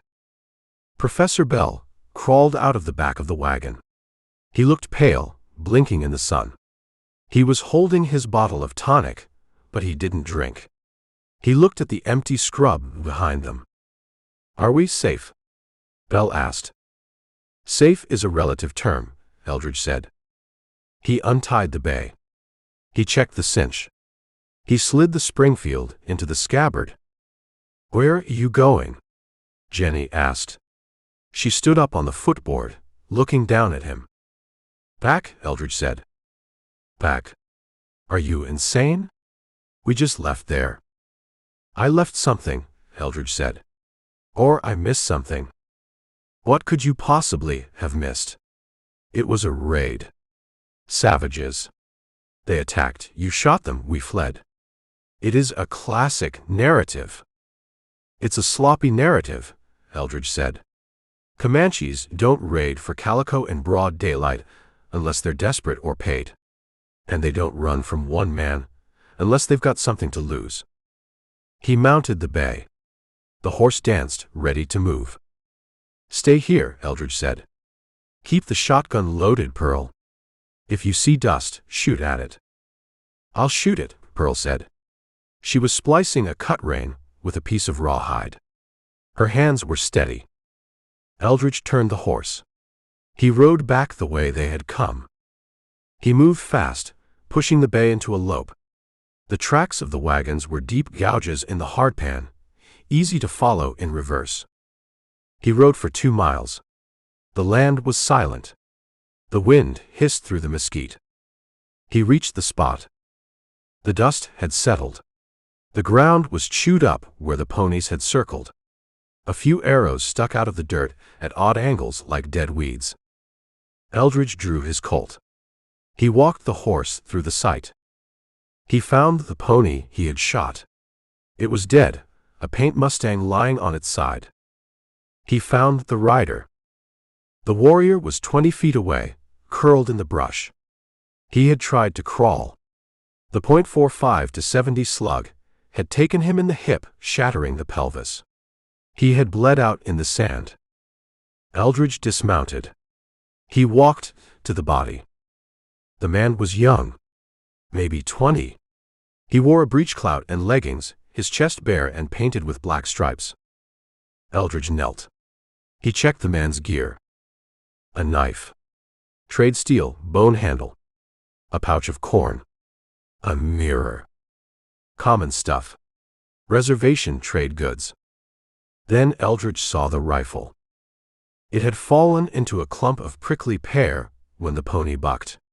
It was lying there, half hidden by the paddles. Eldridge reached in, ignoring the thorns. He pulled it out. It wasn't a trade musket. It wasn't a rusty single shot. It was a Henry repeater. .44 rimfire. Brass frame. Eldridge wiped the dust from the receiver. He worked the lever. It cycled smooth, slick as oil on glass. He looked at the loading gate. Grease. Heavy yellow packing grease. The kind they put on guns at the factory in New Haven before they crated them up for shipping. It was smeared in the cracks, fresh and sticky. Brand new, Eldridge whispered. He checked the stock. No nicks. No scratches. The varnish was perfect. He looked at the dead boy. This wasn't a weapon a reservation Indian traded a buffalo robe for. This was a weapon that cost $40 in a gun shop. Where did you get this? Eldridge asked the corpse. He checked the serial number on the tang. 12,409. He stood up. He held the rifle. Comanches raiding wagons for cloth didn't carry factory-new repeaters. They carried what they could scavenge. Unless someone gave them the guns. Supplied, Eldridge said. Armed. He looked at the tracks of the other raiders. They led south, toward the breaks. He mounted the bay. He shoved the Henry into the scabbard next to his Springfield. 2 rifles. Heavy. He rode back to the wagons. Jenny was sitting on the wagon tongue, writing. She looked up when he rode in. Her eyes went to the second rifle. You found a souvenir, she said. Eldridge dismounted. He pulled the Henry out. He tossed it to her. She caught it, surprised by the weight. Look at it, Eldridge said. She looked. It's a rifle. It's a Henry, Eldridge said. 15 shots. You can load it on Sunday and shoot all week. And it's new. Look at the grease. She touched the yellow smear. She rubbed it between her gloved fingers. So Comanches don't buy new Henrys, Eldridge said. They steal them. Or they're given them. Maybe they stole it from a settler. Settlers don't leave packing grease on the action, Eldridge said. They clean it. This gun came out of a crate yesterday. He took the rifle back. He slid it into the wagon bed, under a tarp. This isn't a random raid, Eldridge said. Someone is running guns. Selling to the tribes. Jenny stood up. She looked at him. A slow smile spread across her face. It wasn't fear. It was delight. Gun runners, she said. Corruption. A conspiracy on the plains. She opened her notebook. She licked the tip of her pencil. This is better than the schoolhouse, she said. The major, he didn't just fight savages. He fought traitors. He fought men who sold out their own kind for gold. Eldridge stared at her. I found a dead kid back there, Eldridge said. With a gun that shouldn't be in his hands. And you're writing a new act. I am writing the truth, Mr. Sample. Or a version of it. She scribbled furiously. The major held the smoking rifle aloft, proof of the perfidy that stained the frontier. She looked up, her eyes shining. "Did you see the professor?" she asked. "He's asleep under the wagon." "No. During the fight." "Did you see him?" "I was busy shooting." "He hit a man," Jenny said, "with a bottle of tonic. Cracked him right over the head. It was inspiring." "He was drunk," Eldridge said. "He was brave," Jenny corrected. "And Pearl, she roped that warrior. Like a calf. She saved your neck." "She saved the show," Jenny said. She walked over to him. She put a hand on his arm. "You can't quit now," she said. "I can ride out right now." "No," she said. "You found the gun. You found the mystery. You aren't the kind of man who walks away from a puzzle, Eldridge. I see it in your face. You want to know who sold that gun." Eldridge looked at the Henry under the tarp. He looked at the serial number in his mind. She was right. He hated that she was right. He wanted to know. He wanted to know who was handing out repeaters to young bucks who used them to raid wagons. "Fort Griffin," Eldridge said. "The Bureau of Indian Affairs has an office there," Jenny said. "They handle the supplies, the treaties, and the guns," Eldridge said. "We go to Fort Griffin," Jenny said. "We do the show. And you find the man who opened the crate. And then we put him in the story," she said. "The villain. Every hero needs a villain, Eldridge. The major needs a nemesis." Eldridge pulled his arm away. "You're making this up as you go," he said. "Life is improvisation," she said. "I just write it down afterwards." She climbed back onto the wagon seat. She smoothed her skirt. "Drive, Mr. Sample," she said. "We have a date with destiny. And a payroll to earn." Eldridge looked at the bay horse. He looked at Pearl, who was watching him from the wheel of the second wagon. She shrugged. He climbed up. He grabbed the reins. HYA. The mules leaned into the collars. The wagons rolled. Eldridge drove. He felt the weight of the stolen Henry in the back. It was evidence. It was a key. Chapter 9. The wagon wheels ground against the hardpan, a monotonous rhythm of iron on dry earth that vibrated through the soles of Eldridge Sample's boots. He drove the lead team, his hat pulled low against the afternoon glare, listening to the scratch of the pencil behind him. Jenny Jackson wasn't looking at the horizon.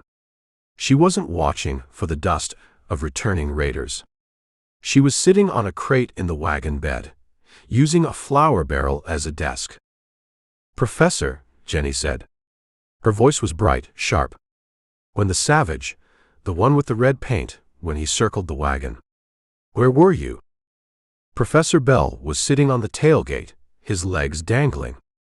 He was nursing a bottle of tonic that smelled like gin. He looked at Eldridge's back, then at Jenny. "I was securing the perimeter, madam," Bell said, smoothing his tailcoat. "Defending the rear flank." "Pearl says you were under the axle," Jenny said. She didn't look up from her notebook. "She says you were curled up with a wheel chock." "Strategy," Bell said, taking a sip. "Low profile. Harder to hit. The major always said, did he not say? Present a small target." "The major stood tall," Jenny corrected. She wrote something down. "But for the sake of the narrative, we will say you were guarding the supplies. With a club." "A club," Bell muttered. "I had a bottle. Glass is sharper." Eldridge slapped the reins on the mule's rumps. HYA. He shook his head. They had been nearly killed 3 hours ago. Arrows had stuck in the canvas. A boy had died in the dirt. And here she was, editing the memory before the blood had even dried on the ground. "And the gun," Jenny said. She tapped the pencil against her teeth. "The Derringer. I pulled the trigger, Eldridge. I aimed right at the leader's chest." "It didn't go off," Eldridge said over his shoulder. "It clicked," she said. "A misfire. Moisture in the powder, perhaps." "Or cheap caps," Eldridge said. "It's a purse gun, Mrs. Jackson. It's meant to scare a drunk in an alley, not stop a Comanche on a war pony." "It adds tension," she said, scribbling furiously. The widow stood alone, her weapon failing her in the hour of need, armed only with her courage and the steel of her husband's sword. "You weren't alone," Pearl said from the seat beside Eldridge. "I was right there, trying to keep them from cutting the traces." "You are in the story, dear," Jenny said absently. "The faithful servant girl, weeping in the dust." "I wasn't weeping," Pearl snapped. "I was spitting." "Weeping plays better in Peoria," Jenny said. Eldridge looked at Pearl. The girl's face was set in a hard line. She had handled herself well in the fight, swinging that rope like a weapon, but now she was being written into a corner she didn't like. "Why do you do it?" Eldridge asked Jenny. He didn't turn around. "Why change it? The truth was scary enough." "The truth is messy," Jenny said. "The truth is a drunk juggler hiding under a wagon, and a widow holding a gun that doesn't work. That isn't a show, Mr. Sample. That is a tragedy. People don't pay to see tragedy. They pay to see triumph." She stood up. She walked to the front of the wagon bed, bracing herself against the sway. She looked at Eldridge. Her eyes were green fire, lit with the excitement of creation. "You," she said. "You were the triumph." "I was the mechanic," Eldridge said. "I fixed the problem." "You rode in," she said. "On the bay horse. Like thunder. The rifle cracking. You dropped 3 of them.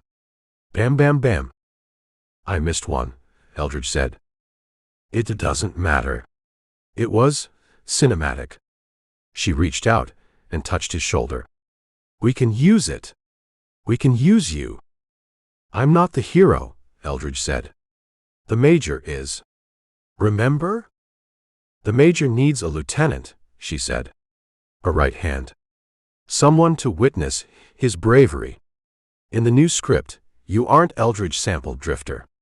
You are Sergeant Sample, the major's loyal scout." Eldridge laughed. It was a dry sound. "I wasn't a scout," he said. "And I certainly wasn't loyal to Lucius Jackson." "The audience doesn't know that," she said. "They see the coat. They see the gun. They see the way you look at the horizon. You fit the part, Eldridge. Better than he ever did." She held up the notebook. "I have it all here," she said. "The rescue. The Henry rifle. The gun runners. It's a whole new act. The major and the contraband. We will debut it in Fort Griffin. You're going to tell a room full of soldiers that their Indian agent is selling guns." Eldridge asked. "That's a good way to get arrested. Or shot." "It is a good way to get famous," she said. "Controversy sells tickets. And if the agent is corrupt, well, the major would have exposed him. Wouldn't he? The major would have taken a bribe and gone back to bed." "Not my major," she said. "Not the one on the poster." She sat back down. She went back to writing. Eldridge looked at the road. It wound through the mesquite, a thin ribbon of dust leading to the fort. He felt the weight of the stolen Henry rifle under the tarp behind him. It was real. The grease on the action was real. The dead boy in the wash was real. But to Jenny, they were just props. Plot points. "She's crazy," Pearl whispered. "She's focused," Eldridge said. "She thinks we're characters," Pearl said. She thinks she can write what happens next. She can write whatever she wants, Eldridge said, as long as she cashes the check. But he felt a prickle on his neck.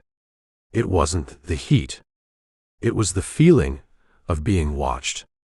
Not by Comanches. By the story itself. Jenny was spinning a web of lies and half-truths and exaggerated glory. And she was pulling them all into it. "Professor," Eldridge called back. "Present?" Bell groaned. "Did you really hide under the wagon?" "It was a tactical retreat," Bell said, his dignity struggling against the gin. "I was protecting the undercarriage." "Sure," Eldridge said. He looked at the sun. It was dropping. "We'll camp at the river crossing," Eldridge said. 10 miles. Fort Griffin, tomorrow." "Good," Jenny said, not stopping her pencil. "That gives me time to work on your monologue."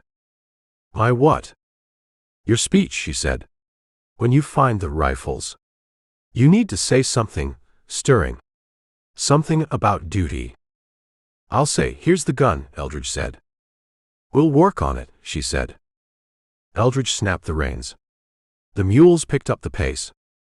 He was driving a wagon full of ghosts and liars toward a military fort run by thieves. And the woman in the back was writing the script for a play that was likely to end in a shooting. "Just get paid," Eldridge told himself. "Just get the $50 and ride." But he knew it wouldn't be that simple. He had the Henry. He had the evidence. And unlike the Major, Eldridge Sample didn't know how to look the other way. Chapter 10. The clear fork of the Brazos wasn't clear.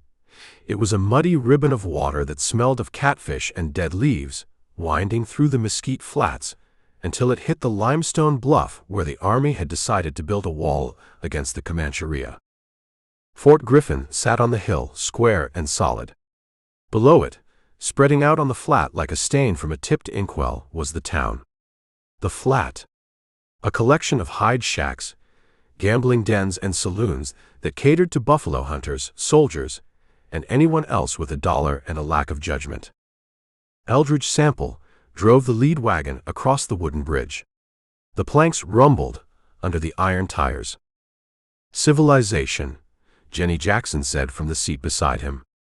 She adjusted her hat, pulling the veil down to filter the dust. "Or a reasonable facsimile." "It's a hive," Eldridge said. "Soldiers on the hill. Sin in the valley. They feed off each other." He looked at the street. It was busy. Wagons loaded with buffalo hides, stinking stiff piles of them, clogged the road. Men in greasy buckskins walked shoulder to shoulder with blue-coated troopers. The noise was a constant thrum of shouting, swearing, and the clank of heavy equipment. "Where do we set up?" Jenny asked. She had her notebook out, ready to record the arrival of the hero's widow. "The hotel," Eldridge said. "The Planters. It's the only place with sheets that get washed once a month." He navigated the mules through the traffic. A bullwhacker cursed at him for taking the right of way. Eldridge ignored him. He kept his eyes moving, scanning the faces. He wasn't looking for an audience. He was looking for a badge. Not a sheriff's star. A federal shield. He pulled up in front of the hotel. It was a 2-story frame building with a balcony that leaned precariously over the boardwalk. "Professor," Eldridge called back. "Get the bags." Pearl watched the mules. Professor Bell climbed down from the second wagon. He looked at the Beehive Saloon across the street with a longing that was almost religious. "Work first," Eldridge said. "Gin later." Bell sighed and grabbed a trunk. Eldridge didn't help with the luggage. He jumped down from the seat. He walked to the back of the wagon. He untied the tarp. He pulled out the Henry rifle. It was wrapped in a piece of oilcloth. He kept it wrapped. He didn't want the town to see it yet. He tucked it under his arm. "Where are you going?" Jenny asked. She was standing on the boardwalk, shaking the road dust from her skirts. "Errand," Eldridge said. "We have a show to book. I need you to talk to the manager of the opera house." "The opera house is a barn with benches," Eldridge said. "Belle can handle it. I have business." "What business?" "The gun," Eldridge said. "And the man who signed for it." He turned and walked away. He headed up the hill. The fort was separated from the town by a steep grade, a physical reminder of the hierarchy.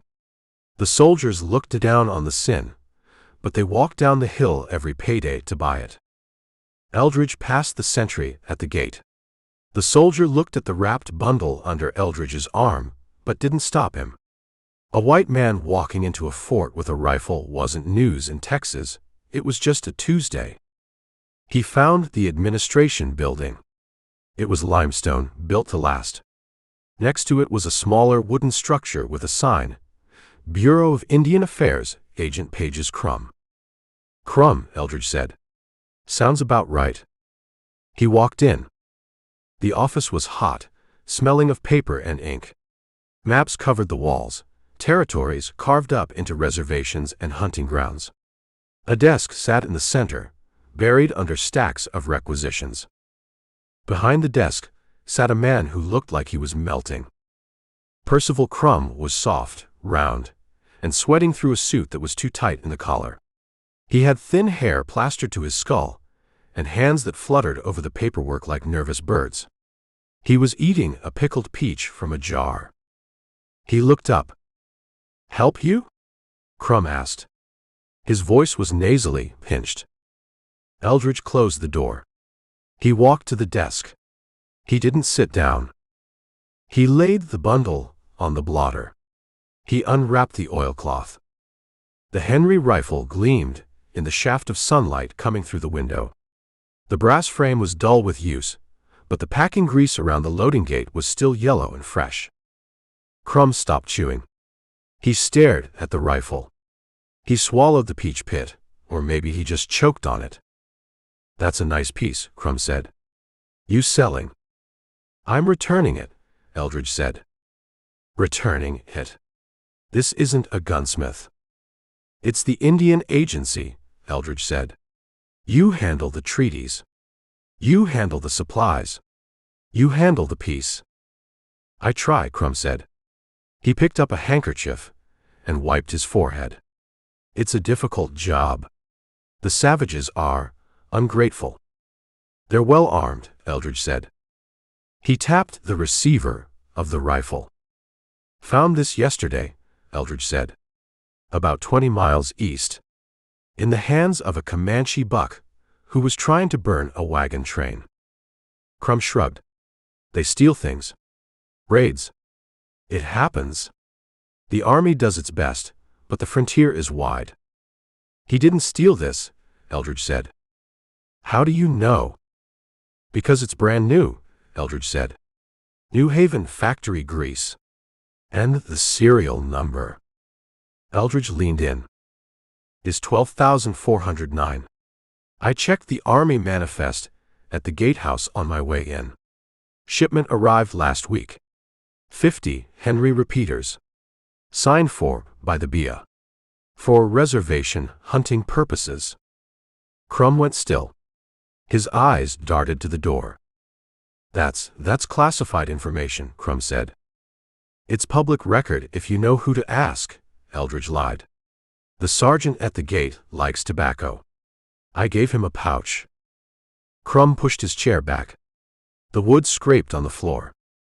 "If that gun was issued to a reservation Indian," Crum said, his voice rising, "then it was stolen. Or traded. These things happen. We give them tools to hunt buffalo, and they sell them for whiskey." "There are no buffalo," Eldridge said. "And Comanches don't trade Henrys for whiskey. They use them to take the whiskey." Eldridge picked up the rifle. He worked the lever. Clack, clack. "This gun hasn't been fired much," Eldridge said. "Maybe 10 rounds. It killed a boy yesterday." A boy. Part of the wagon train. A mule skinner. 18 years old. It was a lie. Nobody had died in the raid except the Comanches, but Eldridge wanted to see if Crum had a conscience. Crum didn't flinch at the death. He flinched at the implication. "That is tragic," Crum said. "Truly. But I fail to see how it involves me." "It involves you," Eldridge said, "because you signed the receipt. And because you're the one deciding who gets the guns. I follow policy from Washington." "Washington says give them blankets and beef," Eldridge said. "Washington doesn't say give them repeating rifles to raid the settlements." Eldridge leaned over the desk. "You're selling them," Eldridge whispered. "You take the shipment. You skim the top. You sell them to the war parties for gold, or furs, or whatever else you can fit in your pocket." Crum's face turned red. "That is a slanderous accusation. I am a federal agent." "You're a clerk with a stamp," Eldridge said. "And you're sloppy."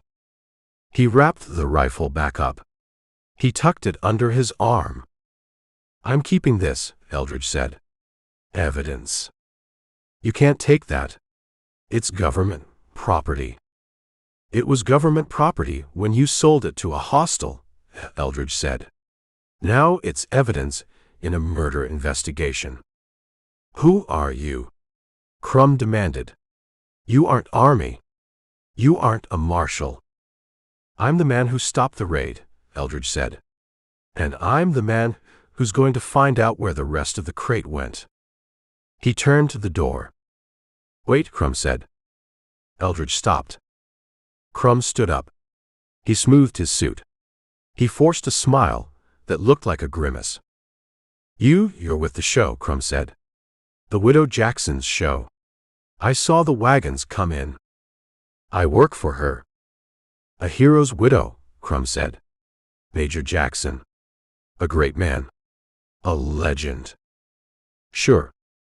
I would be honored," Crum said, "to host Mrs. Jackson and her troupe for dinner tonight at the Officers' Club." Eldridge looked at him.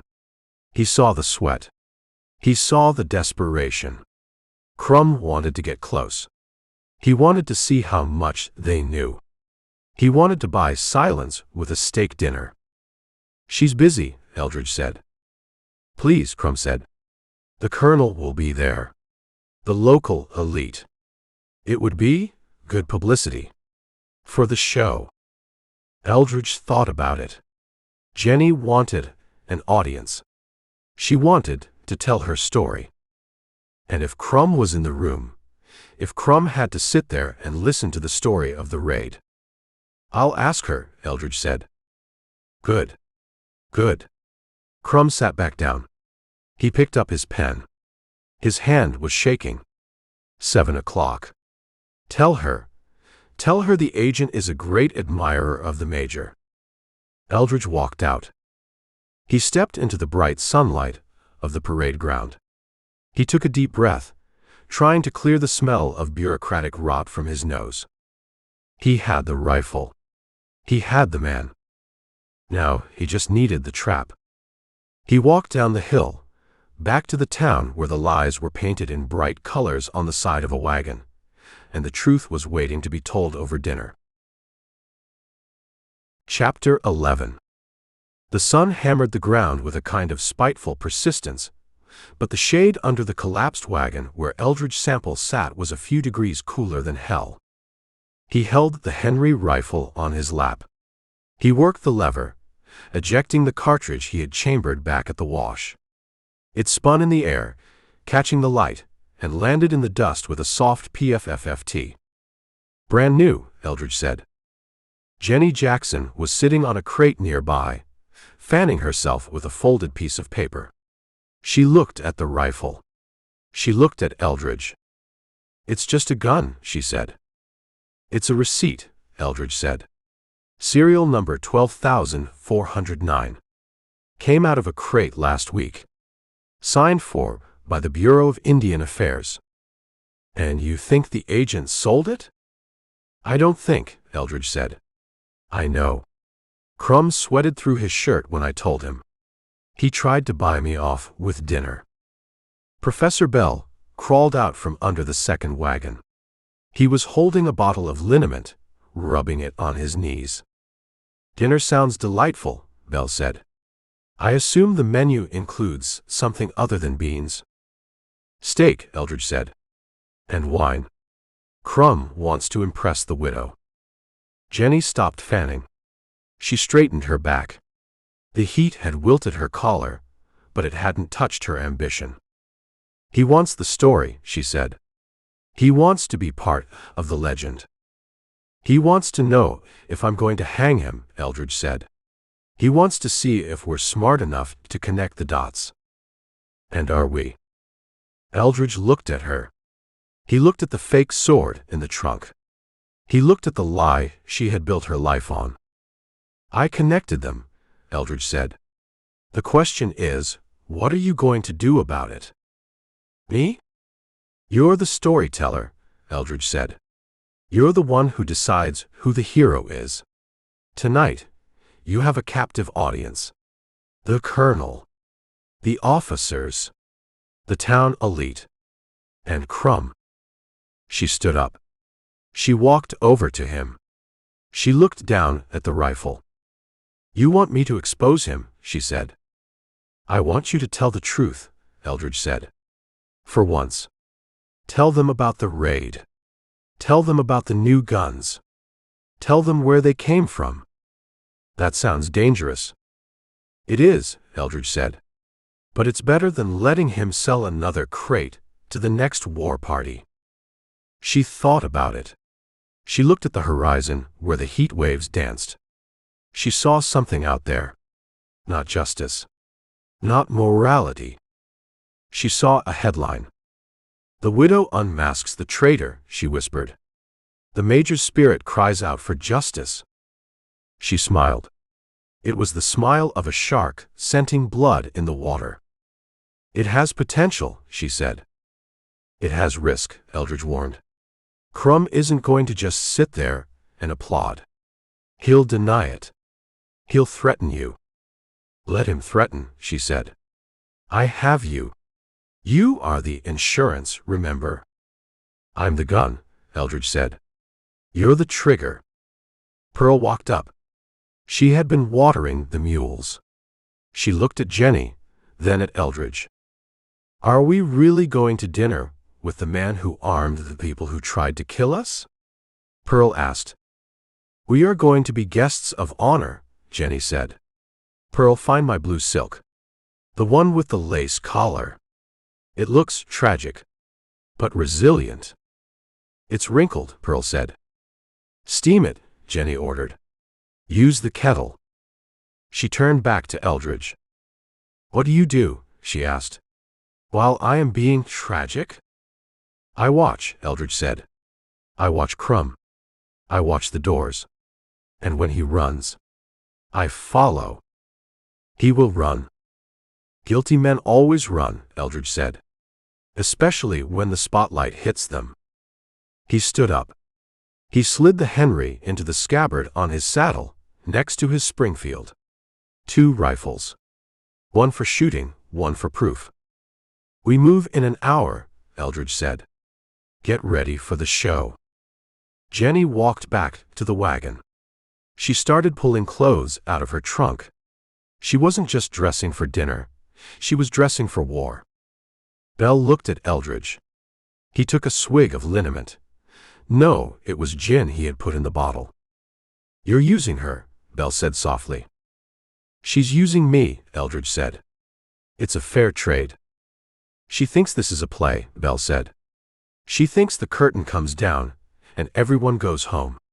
She doesn't understand that sometimes the actor actually gets shot. I know, Eldridge said. That's why I'm bringing 2 guns. He walked to the bay horse. He checked the cinch.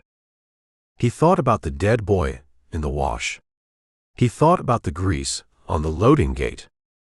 Percival Crumb was a bureaucrat. A paper pusher. But he had blood on his hands. And tonight, Eldridge was going to make sure everyone saw it. 7 o'clock, Eldridge whispered to the horse. Black tie and bullets. He mounted up. He rode a slow circle around the camp, watching the perimeter, waiting for the curtain to rise. Chapter 12. Jenny Jackson wasn't horrified. She wasn't sickened. She looked at the dead boy in the wash and the grease on the rifle, and she smiled like a cat that just found the cream jug left open. Gun runners, she said again, testing the words on her tongue. Traitors.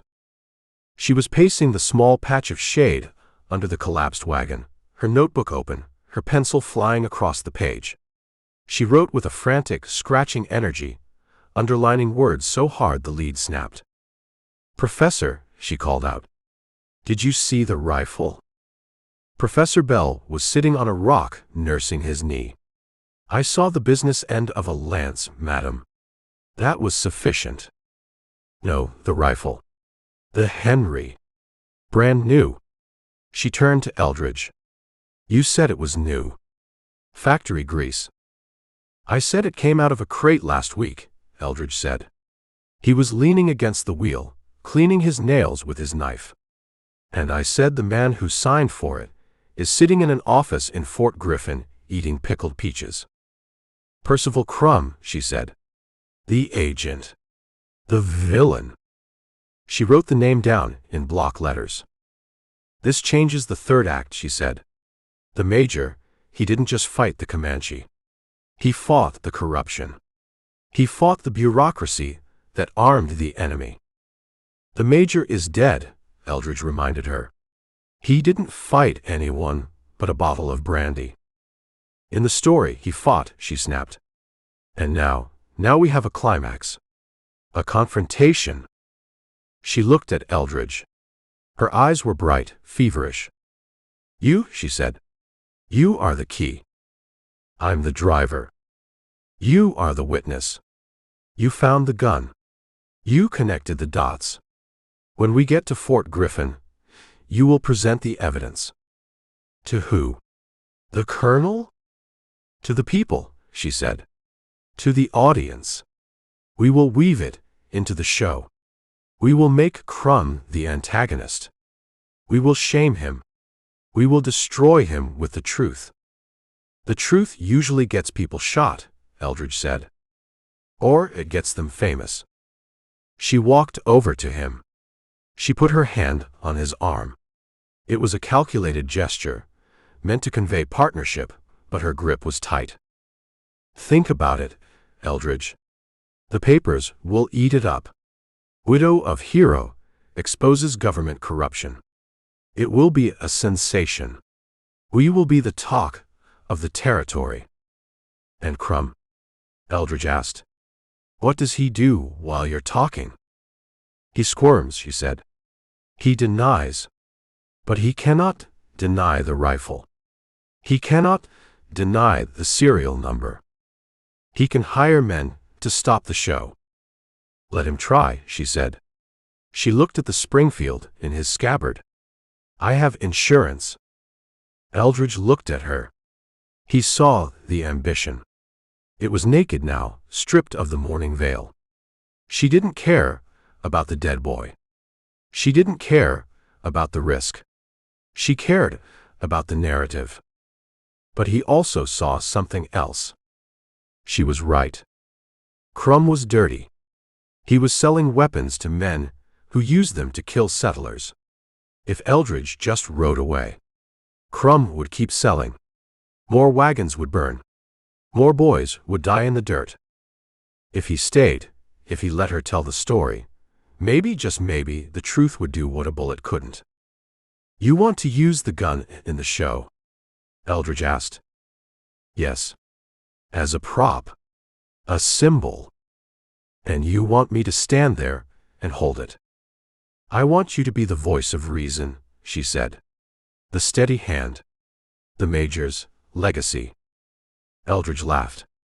It was a short, sharp bark. I'm not a legacy, he said. I'm a man who wants to get paid. You will be paid, she said. Double. If this works, If we break the story, the ticket sales will triple. We will play Dallas, Austin, maybe even New Orleans. I'm not going to New Orleans.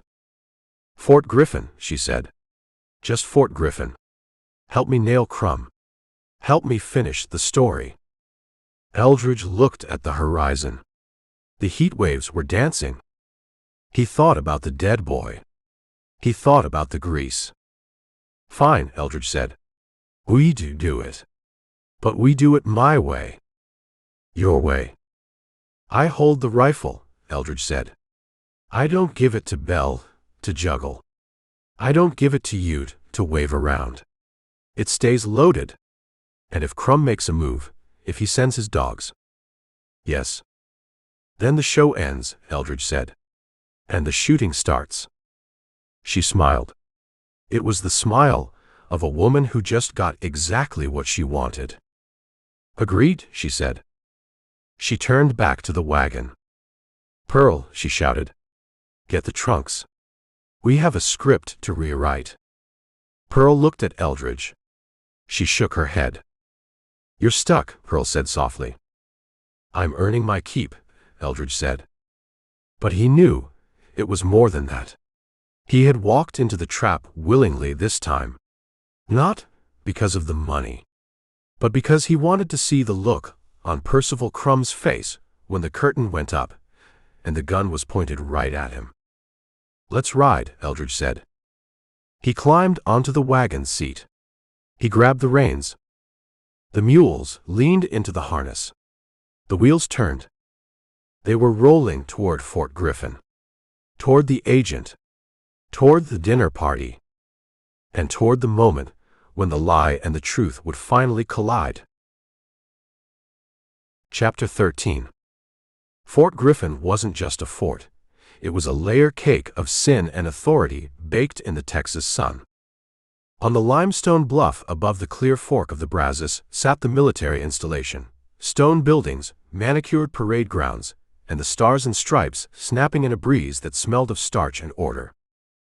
Below the bluff, spreading out into the river bottom like a stain, was the Flat.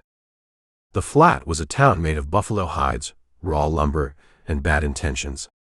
It smelled of curing skins, a heavy rotten scent that coated the back of the throat, mixed with cheap whiskey and unwashed humanity. Bullwhackers cracked whips over teams of oxen, their curses hanging in the humid air.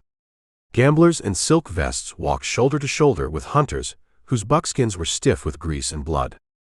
Eldridge Sample drove the lead wagon across the river bridge. The planks rumbled under the iron tires, a low drum roll announcing the arrival of the hero's widow. It smells like money, Jenny Jackson said.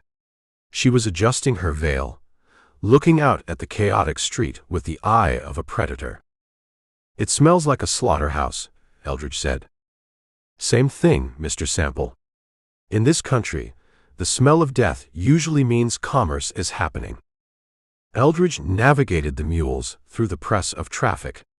A wagon loaded with hides cut him off. The driver, a bearded man with eyes like burnt holes in a blanket, glared at him. Eldridge didn't glare back. He just rested his hand on his knee near the colt, and the driver decided he had somewhere else to be. They pulled up in front of the Planters Hotel. It was the only two-story structure on the main drag that didn't have a piano player banging out ragtime in the lobby. This will do, Jenny said. It has walls, Eldridge said. That's a step up. Professor Bell climbed down from the rear wagon. He looked at the row of saloons across the street, the Beehive, the Shimmies, the Occidental. He looked like a man who had died and gone to heaven, only to find out heaven served gin. Unload the trunks, Eldridge told Bell. And keep Pearl close. This isn't a town for walking alone. I shall endeavor to be a fortress of virtue, Bell said, eyeing a passing barmaid. Eldridge didn't help with the luggage. He jumped down from the seat. He walked to the back of the wagon. He untied the canvas flap. He reached in and pulled out the Henry rifle. It was wrapped in a piece of oilcloth. He kept it wrapped. It was a long, heavy bundle. He tucked it under his arm. "Business?" Jenny asked from the boardwalk. She had already assumed the pose of the grieving widow, her posture perfect, her face tragic. "Errand," Eldridge said. "The agent?" "Crumb," Eldridge said. "I want to see if he fits the suit." "Don't shoot him," Jenny said. "Not yet. We need him for the dinner scene." "I won't shoot him," Eldridge said. "I'm just going to show him the merchandise." He turned and walked away. He didn't stay in the flat. He walked up the steep grade toward the government hill. The noise of the town faded, replaced by the sharp calls of bugles and the rhythmic tramp of boots on gravel. The Bureau of Indian Affairs office was a small frame building tucked between the quartermaster's store and the guardhouse. It looked temporary, like the treaties it managed. Eldridge stepped onto the porch. He scraped the mud from his boots. He opened the door. The office was stifling. The windows were closed to keep out the dust, sealing in the heat and the smell of ink and stale cigar smoke. Maps of the territory covered the walls, dissected by red lines that turned open range into reservations. Behind a desk, piled high with requisitions, sat Percival Crumb. He was a man who looked like he had been poured into his clothes and then left out in the sun to spoil. He was round, soft, with a face that shone with sweat. His collar was tight, pinching his neck into rolls of pink flesh. He was fanning himself with a file folder. He looked up. His eyes were watery, irritated. "We're closed," Crumb said. "Inventory day. Come back Tuesday." Eldridge kicked the door shut. He walked to the desk. He didn't take off his hat. "I'm not here for blankets," Eldridge said. "I don't care what you're here for." "I said closed." Eldridge laid the oilcloth bundle on the desk. It hit the wood with a solid, metallic thunk. Crumb stopped fanning. He looked at the bundle. He looked at Eldridge. "What's that?" "A return," Eldridge said. He unwrapped the cloth. The Henry rifle gleamed in the dim light. The brass frame was dull, but the barrel was blue-black and perfect. The grease around the loading gate was yellow and sticky. Crumb stared at it. His mouth opened slightly, like a fish gasping for air. He recognized it. A man doesn't sign for 50 crates of hardware without knowing what the product looks like. "Where did you get this?" Crumb asked. His voice lost its bureaucratic snap. It got quiet. "Careful." "Took it off a dead man," Eldridge said. "About 40 miles east. He was young. Comanche. Painted for war." Crumb reached out a hand, then pulled it back. He didn't want to touch it. "Raiders," Crumb said. He pulled a handkerchief from his sleeve and dabbed his upper lip. "Terrible business. The army does what it can, but they steal. They steal everything. They steal horses," Eldridge said. "They steal cattle. They don't steal brand new repeating rifles that haven't been wiped down from the factory."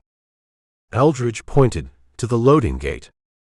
"That's Cosmoline," Eldridge said. "Packing grease. This gun came out of a crate less than a week ago." "So?" Crumb said. He tried to look indignant, but he just looked guilty. "Maybe they hit a supply wagon. Maybe they robbed a gunsmith." "I checked the serial number," Eldridge lied. He hadn't checked a ledger, but he knew how to play poker. "It matches the BIA shipment that came through Fort Worth on the Union Pacific. Consigned to Fort Griffin. To you." Crumb went still. The sweat on his forehead seemed to beat up faster.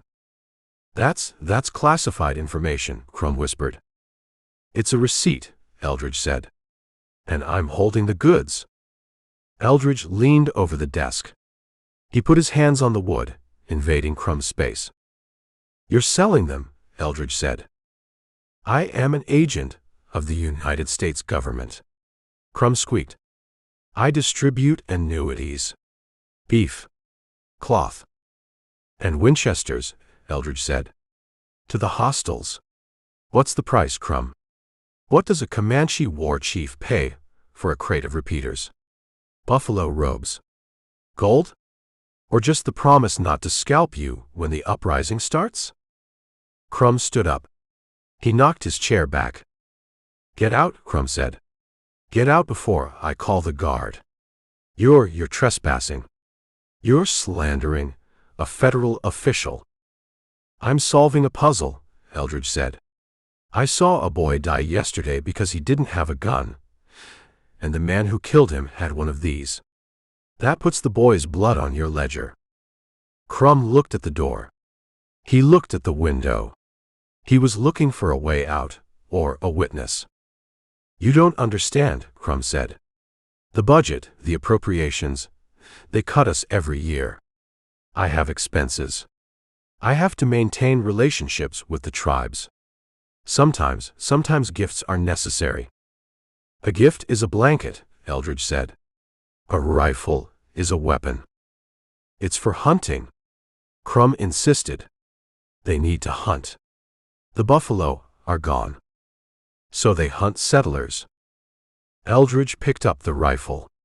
He wrapped it back in the oilcloth. I'm keeping this, Eldridge said. You can't. That's government property. It was government property when you sold it, Eldridge said. Now it's evidence. He turned to leave. Wait, Crumb said. Eldridge stopped. Crumb walked around the desk. He was wringing his hands. The handkerchief was a damp ball in his fist. Who are you? Crumb asked. You aren't army.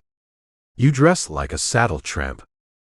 I work for Mrs. Jackson, Eldridge said. The widow. Crumb's eyes widened. Major Jackson's widow. The show? That's right. Crumb's face changed. The fear receded, replaced by a sudden, desperate calculation. He smoothed his coat. He tried to smile. I heard she was coming, Crumb said. A great woman. A tragic figure. The Major, he was a legend. He was something, Eldridge said. I would like to meet her, Crumb said. I would like to extend the hospitality of the fort. Perhaps we got off on the wrong foot. My foot is fine, Eldridge said. Yours is in a trap. Dinner, Crumb said. Tonight. At the officers' club. The colonel will be there. The mayor. It would be a chance for Mrs. Jackson to tell her story. To the right people. Eldridge looked at him. He saw the play. Crumb wanted them close.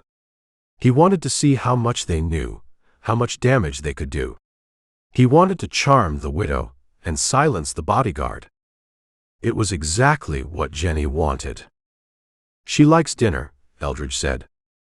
7 o'clock, Crumb said eagerly. I'll arrange it. A formal welcome. We can discuss misunderstandings. We can discuss rifles, Eldridge said. Yes. Yes, of course. Crumb wiped his face again. Just leave the weapon at the hotel. We don't need to alarm the colonel with unauthorized equipment.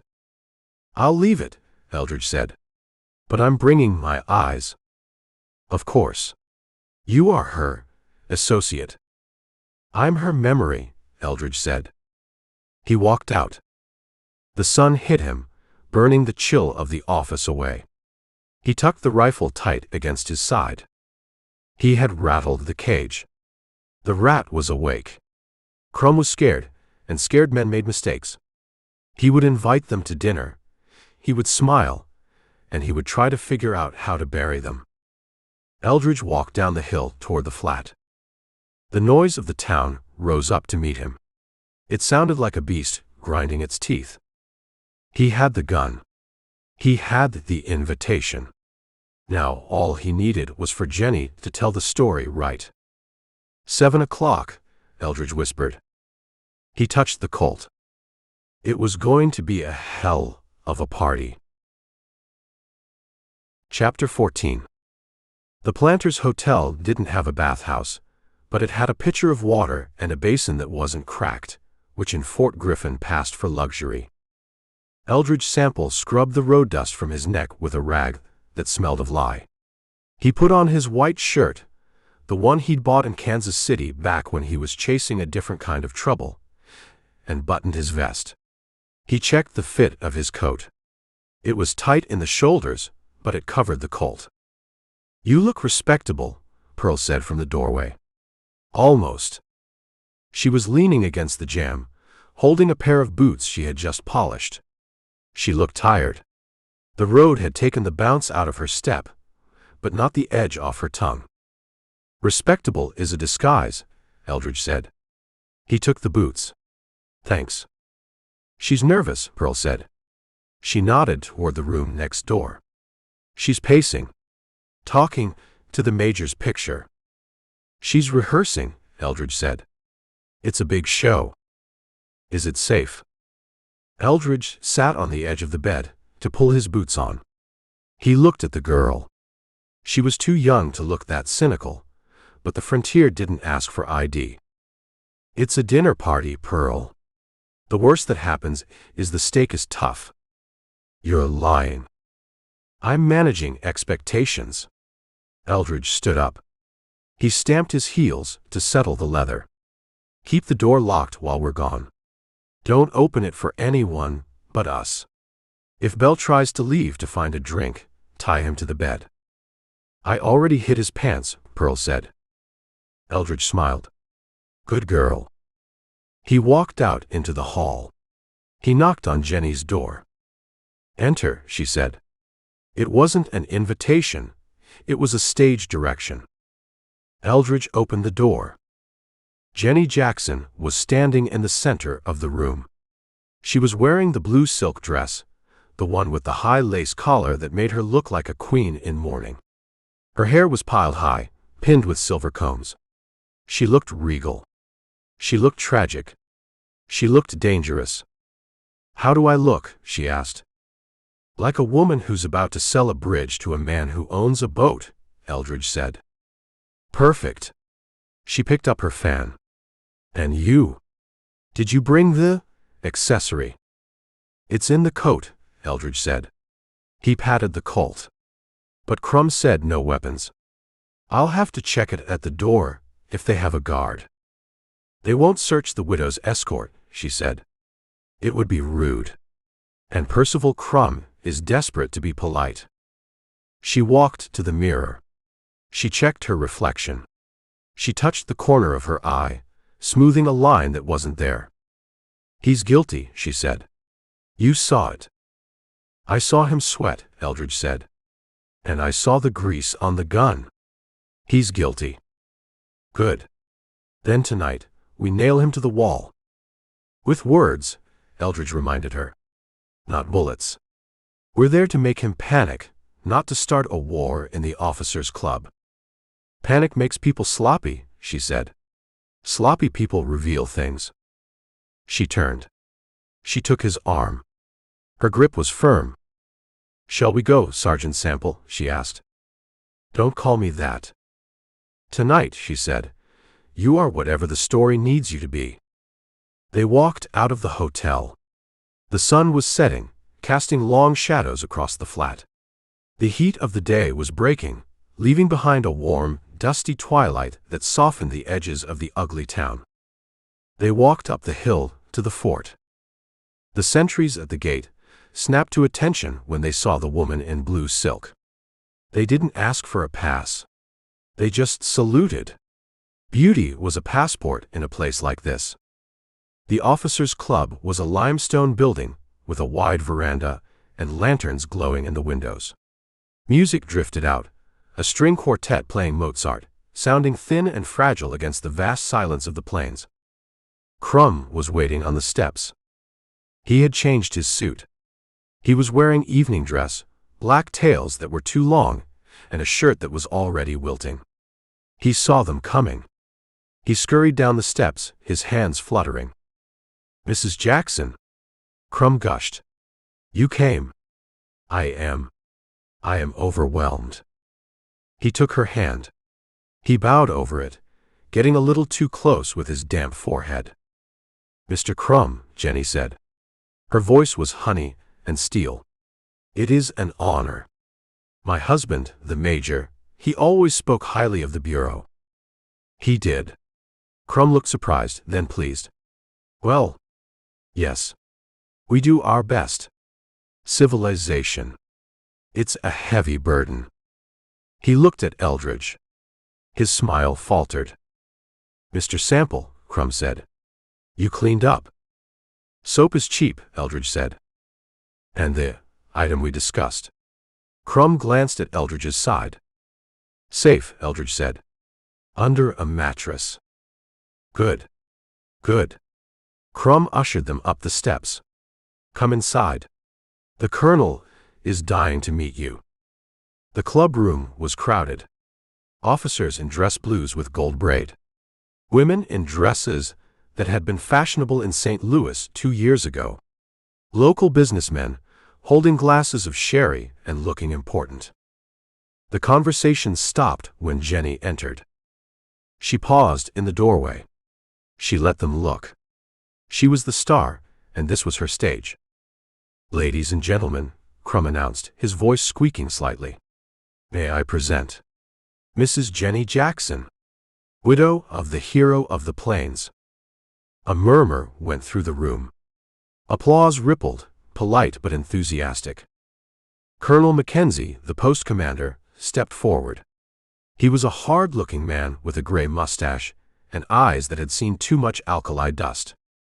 "Mrs. Jackson," the colonel said, "welcome to Fort Griffin." "Colonel," Jenny said. She dipped a curtsy, just deep enough to be respectful, not deep enough to be servile. "The major, he admired your campaigns. He studied them." "Is that so?" The colonel looked flattered. "Well, he was a good man. A fighter." "He was a lion," Jenny said. Waiters moved through the crowd with trays of champagne. Eldridge took a glass. He moved to the wall. He put his back against the plaster. He watched the room. He watched Crumb. The agent was nervous. He was drinking fast, his eyes darting around the room. He stuck close to Jenny, trying to steer her, trying to control the conversation. "Mrs. Jackson has had a harrowing journey," Crumb said loudly to a group of officers. "Her wagons were attacked. Just yesterday." "Attacked?" The colonel frowned. "By who?" "Comanches," Jenny said. She touched her throat. "A war party. Young men. Heavily armed." "We chased them," the colonel said. "But they are elusive. They hit and run." "They were very well equipped," Jenny said. "New ponies. And rifles. Repeating rifles." The room got quieter. "Repeaters?" the colonel asked. "Are you sure?" "My associate," Jenny gestured to Eldridge, "is a veteran. He recognized the sound. Didn't you, Mr. Sample?" Every eye turned to Eldridge. Eldridge swirled his champagne. He looked at Crumb. Crumb was sweating. He was shaking his head slightly, a frantic minute motion. "Don't." "Henry's," Eldridge said. 16 shooters. Brass frames. They weren't trade muskets, Colonel. They were factory new." The colonel's face darkened. "We haven't lost any Henrys. Not from the armory." "Then they must have come from somewhere else," Eldridge said. "Perhaps traders," Crumb interjected. His voice was high. "Illicit traders from New Mexico. Comancheros." "Perhaps," Jenny said. "But these men, they didn't look like they had traded for them. They looked like they had been issued them." She let the word hang there. Issued. Crumb dropped his glass. It shattered on the hardwood floor. Champagne splashed his trousers. "Oh, clumsy of me," Crumb cried. He dropped to his knees, picking up shards. "So clumsy." The colonel looked at the agent. He looked at the wet spot on the floor. He looked back at Jenny. "Dinner is served," the colonel said, breaking the tension. "Mrs. Jackson? Will you take my arm?" "Delighted," she said. She took the colonel's arm. She walked toward the dining room. She cast a glance back at Eldridge. A small, victorious smile. Eldridge stayed by the wall. He watched Crumb scramble up, his face red. The agent didn't go into the dining room. He muttered something to a waiter and headed for the side door. "Rabbit runs," Eldridge whispered. He set his glass on a table. He didn't follow the crowd into the dining room. He moved toward the side door. He waited until Crumb was outside. Then he opened the door and stepped out onto the veranda. The night was dark. The music from inside was muffled. Eldridge saw Crumb. He was hurrying down the path toward the stables, almost running. Eldridge didn't stop him. He followed. He moved silent in the grass, keeping to the shadows. Crumb wasn't going to the stables. He was going behind them, to the alley that ran back of the sutler's store. There were two men waiting there. Shadows in the shadow. They were smoking. Crumb ran up to them. He was waving his hands, talking fast. Eldridge moved closer. He crouched behind a rain barrel. "Knows." Crumb was hissing. "She knows. And the man, the bodyguard, he has the rifle. He showed it to me." "So," a rough voice asked. "Take it back." "I can't just take it. He's a killer. He shot 3 of the raiders. You have to handle it." "Handle it how?" "Stop them," Crumb said. "When they leave town. Tomorrow. They're heading west. Ambush them. Burn the wagons. Kill the man." "And the woman?" "Her too," Crumb said. "She's talking. She's telling the colonel about the guns. If she keeps talking, we all hang." "It'll cost you," the voice said. "Double," Crumb said. "Triple. Just do it. No survivors. Especially the man with the bay horse." "Done." Crumb handed something to the men. "Money." Then he turned and ran back toward the club, wiping his face with his handkerchief. Eldridge stayed behind the barrel. He watched the 2 men. They stepped into a patch of light from a window. Hard cases. Dusters. Tied-down guns. They looked like brothers. One had a scar over his eye. The other had a gold tooth that flashed when he grinned. The Rogos. Eldridge knew the name. Road agents. Hired guns who worked cheap and dirty. "Looks like we got work," the one with the scar said. "Easy work," Goldtooth said. "A show wagon. A woman. And 1 cowboy." "We'll take him at the creek crossing," Scar said. "Tomorrow." They walked away, heading for the saloons in the flat. Eldridge stood up. He had the confirmation. He had the plan. He walked back to the officers' club. He slipped inside. He walked into the dining room. The guests were seated. Jenny was at the head of the table, next to the colonel. She was holding court. She was telling the story of the schoolhouse, her hands moving gracefully in the candlelight. Crumb was sitting at the far end, drinking wine like water. He looked pale, but he was smiling. He thought he had fixed the problem. Eldridge leaned against the doorframe. He caught Jenny's eye. She paused mid-sentence. She saw the look on his face. She smiled at the colonel. "But that," Jenny said, "is a story for another time. Tonight we celebrate the living." She raised her glass. Eldridge nodded. "Enjoy your dinner, Crumb," he thought. "It's going to be your last good meal." Chapter 15. The morning sun hit the limestone buildings of Fort Griffin with a glare that promised a day hot enough to melt the grease on a wagon axle. Eldridge Sample stood in the alley behind the Planters Hotel. The wagons were loaded. The mules were hitched, their ears twitching at the flies.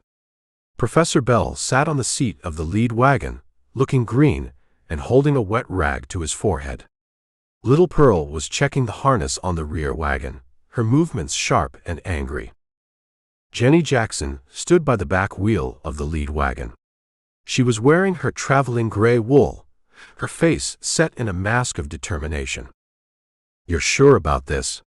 Jenny asked. "I'm sure," Eldridge said. "Crumb paid them.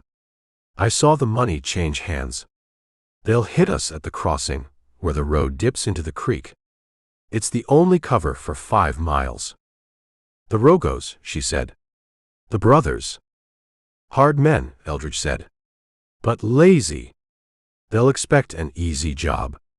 A widow, a drunk, a girl, and 1 cowboy on a horse. They'll aim for the cowboy first." He walked to the bay horse. The animal was saddled, the Winchester in the scabbard. He tied the reins to the tailgate of the lead wagon. "That's why I won't be on the horse," Eldridge said. He walked to the back of the lead wagon.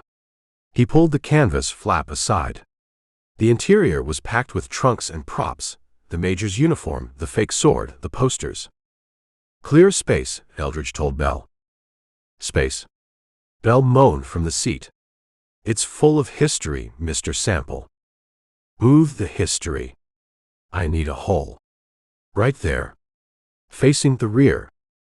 Bell sighed, climbed over the seat, and shoved a trunk aside. He created a narrow crawl space between the crates. Eldridge climbed in. He sat down, his back against a barrel of props. He laid the Springfield across his lap. He checked the Colt in his belt. "Cover me," Eldridge said. Jenny pulled the canvas flap down, but she didn't tie it. She left it loose, just hanging. "Professor," Eldridge called from the dark. "Drive slow. Look scared. When you see them, don't stop. Whip the mules. Make it look like a panic." "I don't have to act, sir," Bell said. "I am genuinely terrified." "Good. Pearl." "I'm here," Pearl said from the rear wagon. "Keep your head down. When the shooting starts, get under the seat." "I have the shotgun," Pearl said. "Don't use it unless they get past me. Just drive." Eldridge settled into the gloom. He smelled the dust in the velvet of the costumes and the gun oil on his rifle. He heard Jenny climb onto the seat next to Bell. "Let's go," Eldridge said. "The audience is waiting." The wagons lurched. The wheels ground against the dirt. They rolled out of the alley and onto the main street of the flat. Eldridge watched through the slit in the canvas. He saw the town passing by in slices. The saloons. The hide yards. The people watching them leave. He saw the bay horse trotting behind the wagon, its saddle empty. To anyone watching, it would look like the outrider was riding drag, or maybe sitting in the wagon with a bottle. They hit the open road. The noise of the town faded, replaced by the creak of wood and the jingle of harness chains. The heat built up inside the wagon. Sweat trickled down Eldridge's spine. He stayed still, breathing shallowly. An hour passed. Then 2. The terrain changed. The road dipped, descending toward the creek crossing. The scrub brush grew thicker here, mesquite and cedar crowding the trail. "We're close," Eldridge whispered to himself. He shifted his grip on the rifle.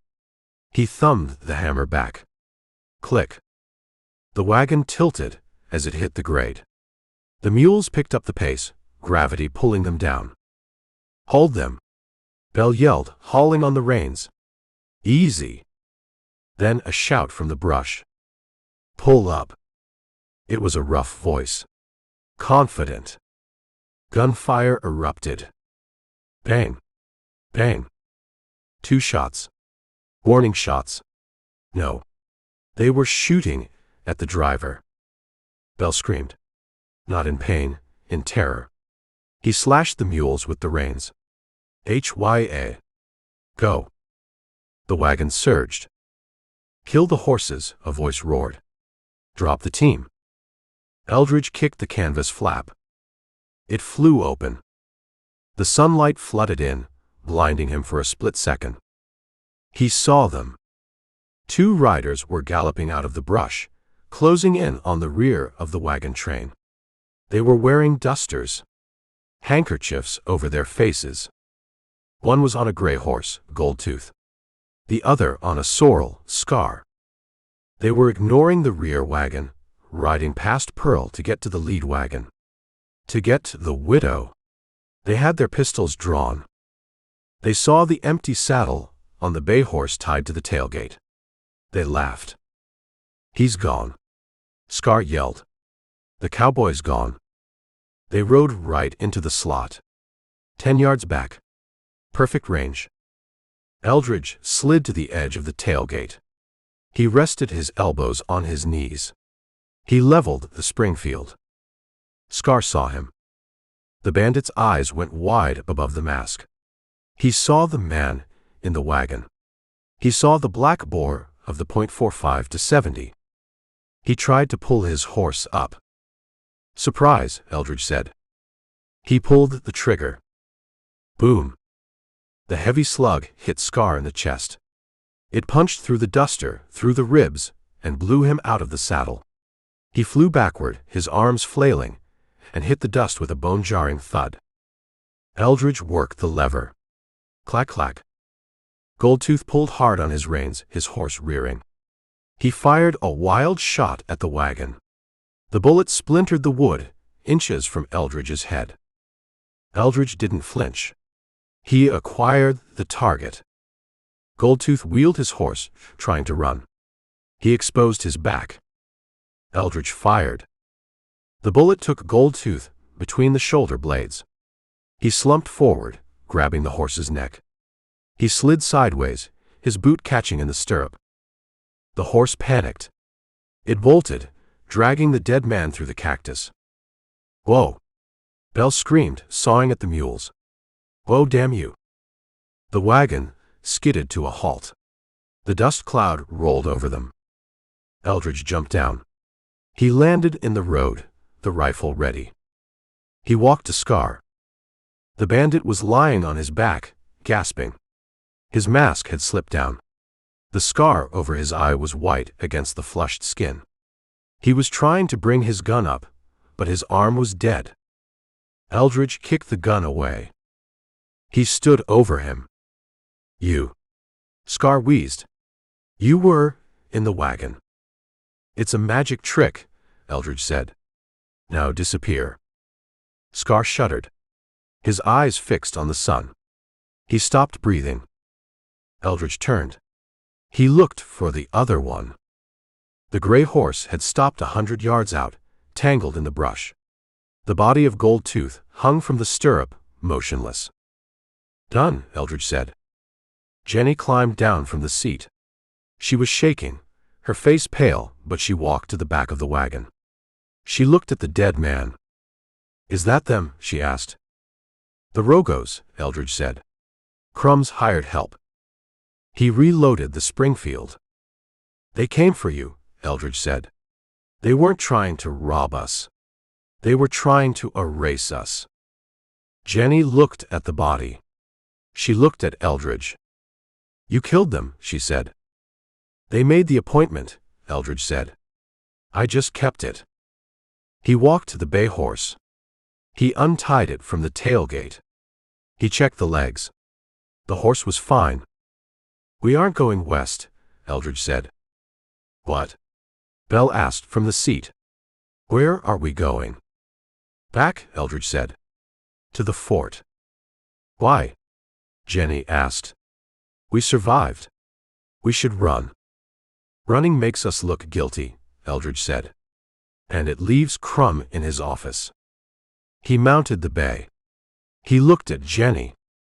We're going back to finish the story, Eldridge said. You wanted a headline. You're going to get one. What headline? The agent and the assassin, Eldridge said. Get in the wagon, Jenny. We're going to pay a visit to Mr. Crumb. He turned the horse. "Turn the wagons around, Professor," Eldridge ordered. "We have a delivery to make." They turned back toward Fort Griffin. Chapter 16. The sun had dragged itself behind the horizon hours ago, leaving Fort Griffin to the mercy of the gas lamps and the moon. The town of the Flat was roaring below the bluff, a cacophony of piano music and broken glass, but up on the hill the military post was quiet. Eldridge Sample drove the lead wagon past the sentry gate. The guard, a young corporal who looked like he'd been asleep on his feet, snapped awake. He raised his lantern, illuminating the dust-caked mules and the grim face of the driver. "Halt," the corporal said. "State your business." "Delivery," Eldridge said. "For Agent Crumb." "The BIA office is closed." "He's working late," Eldridge said. "We have a package he's been expecting." The corporal looked at the wagon. He looked at Jenny Jackson sitting on the bench seat, her gray wool dress stained with road dirt, her hat askew. She didn't look like a lady on a tour anymore. She looked like a woman who had just ridden through hell and brought some of the fire back with her. "Pass," the corporal said, stepping back. Eldridge snapped the reins. The mules leaned into the collars, hauling the wagon up the gravel drive toward the administration buildings. "He will be there?" Jenny asked. Her voice was steady, but her hands were gripping the notebook so hard the leather cover was bending. "He's there," Eldridge said. "He's waiting for the Rogos to come back and tell him the job is done. He's waiting for his receipt." They pulled up in front of the Bureau of Indian Affairs office. A light was burning in the window, casting a yellow square onto the porch. A shadow moved across the glass, a pacing, nervous shape. "Professor," Eldridge called back softly. "Stay with the wagons. Keep the shotgun across your knees." "I shall be a sentinel of stone," Bell whispered from the back, clutching his bottle of tonic like a club. Eldridge climbed down. He helped Jenny down. She smoothed her skirt. She pulled a pencil from her hair. "Ready?" Eldridge asked. "I have my headline," she said. "Now I need the quote." They walked up the steps. The wood creaked under Eldridge's boots. He didn't knock. He didn't try the handle. He raised his boot and kicked the door right below the lock plate. Crack. The door flew open, banging against the interior wall with a violence that shook dust from the ceiling rafters. Percival Crumb was standing by the stove. He had a sheaf of papers in his hand, and the iron door of the stove open. He spun around, dropping the papers. They fluttered to the floor like dead leaves. He saw Eldridge. He saw the dust. He saw the Colt Peacemaker in Eldridge's hand. Crumb's face went the color of old milk. "You," Crumb wheezed. You're supposed to be dead." Eldridge stepped into the room. He kicked the door shut behind Jenny. The Rogos were optimistic. And slow. Crumb backed up until his legs hit his desk. He sat down hard, collapsing into the chair like a punctured bladder. He looked at the window, then at the door, realizing there was no exit that didn't go through the man with the gun. I don't know what you're talking about," Crumb stammered. "The Rogos. Who are they?" "They're the men you paid in the alley behind the sutler's store," Eldridge said. "The men you hired to burn the wagons and kill the witnesses. They didn't make it." "This is preposterous." Crumb tried to summon some bureaucratic outrage, but it came out thin and shaky. "I am a federal agent. You can't just burst in here and accuse me of—" "I'm not accusing you," Eldridge said. He walked to the desk. "I'm processing you." He reached into his coat pocket. He pulled out the Henry rifle cartridge he had picked up at the raid site. No, he didn't have the cartridge. He had the rifle itself in the wagon. But he had something better. He pulled out the leather pouch he had taken from Scar's body. The money pouch. He tossed it on the desk. It landed with a heavy clink. "Your down payment," Eldridge said. "Scar didn't get a chance to spend it. I thought you might want a refund." Crumb stared at the pouch. He recognized it. It was his own personal bag, monogrammed with a small PC on the flap. That's not mine," Crumb lied. "It has your initials on it, Percival." Crumb looked at Jenny. She was standing by the door, writing. The scratching of her pencil was the only sound in the room. "Mrs. Jackson," Crumb said, his voice pleading. "Please. This man is insane. He's violent. You must help me." Jenny looked up. Her green eyes were cold, calculating. She looked at him like he was a specimen in a jar. "Mr. Sample is very thorough," Jenny said. "He says you sold guns to the Comanches. He says you ordered a hit on my wagons." "Lies. All lies. The narrative suggests otherwise," she said. "The raid. The brand new rifle. The meeting in the alley. It all fits, Mr. Crumb. It makes for a very compelling third act." "This isn't a play," Crumb shouted. Sweat was running down his face, soaking his collar. "This is my life." "It's a tragedy," Eldridge said. "For you." Eldridge holstered his gun. He walked around the desk. Crumb flinched, throwing his hands up to protect his face. Eldridge didn't hit him. He grabbed the back of the chair and spun it around. He leaned in close. "Where are the rest of them?" Eldridge asked. "What?" "The rifles. The shipment was 50 guns. I found one. That leaves 49. Where are they?" "I don't know. They were stolen." "They were sold," Eldridge said. "To Chateau. Or his broker. Are they still in the warehouse? Or are they already on a pack mule, heading for the Llano?" Crumb clamped his mouth shut. He looked at the stove, where the papers were burning. Eldridge looked at the stove. He reached in, ignoring the heat, and snatched a half-burnt sheet of paper from the coals. He shook it out. The edges were black, but the center was legible. It was a ledger page. Item: 10 cases, Type H, destination, Brazos Crossing. Payment: gold robes. Brazos Crossing, Eldridge read. That's tomorrow. You were burning the schedule. Crumb slumped. The fight went out of him. He looked small, defeated, a man crushed by the weight of his own greed. "It wasn't supposed to be like this," Crumb whispered. "It was just business. The appropriations were cut. I needed the money to keep the office running." "So you started a war to pay the rent," Eldridge said. "They were going to raid anyway," Crumb said. "They always raid. I gave them better tools. It kept them away from the fort. It was a treaty, in a way." "It was murder," Jenny said. She wrote it down. "Murder by proxy." Eldridge grabbed Crumb by the lapels of his evening jacket. He was still wearing the suit from the dinner party, stained now with ash and sweat. "Get up," Eldridge said. "Where are we going?" "To see the colonel," Eldridge said. "You wanted to be part of the legend, Crumb. You wanted to be in the story. Congratulations. You're the villain." "He'll hang me," Crumb whimpered. "Mackenzie, he's strict. He hangs horse thieves.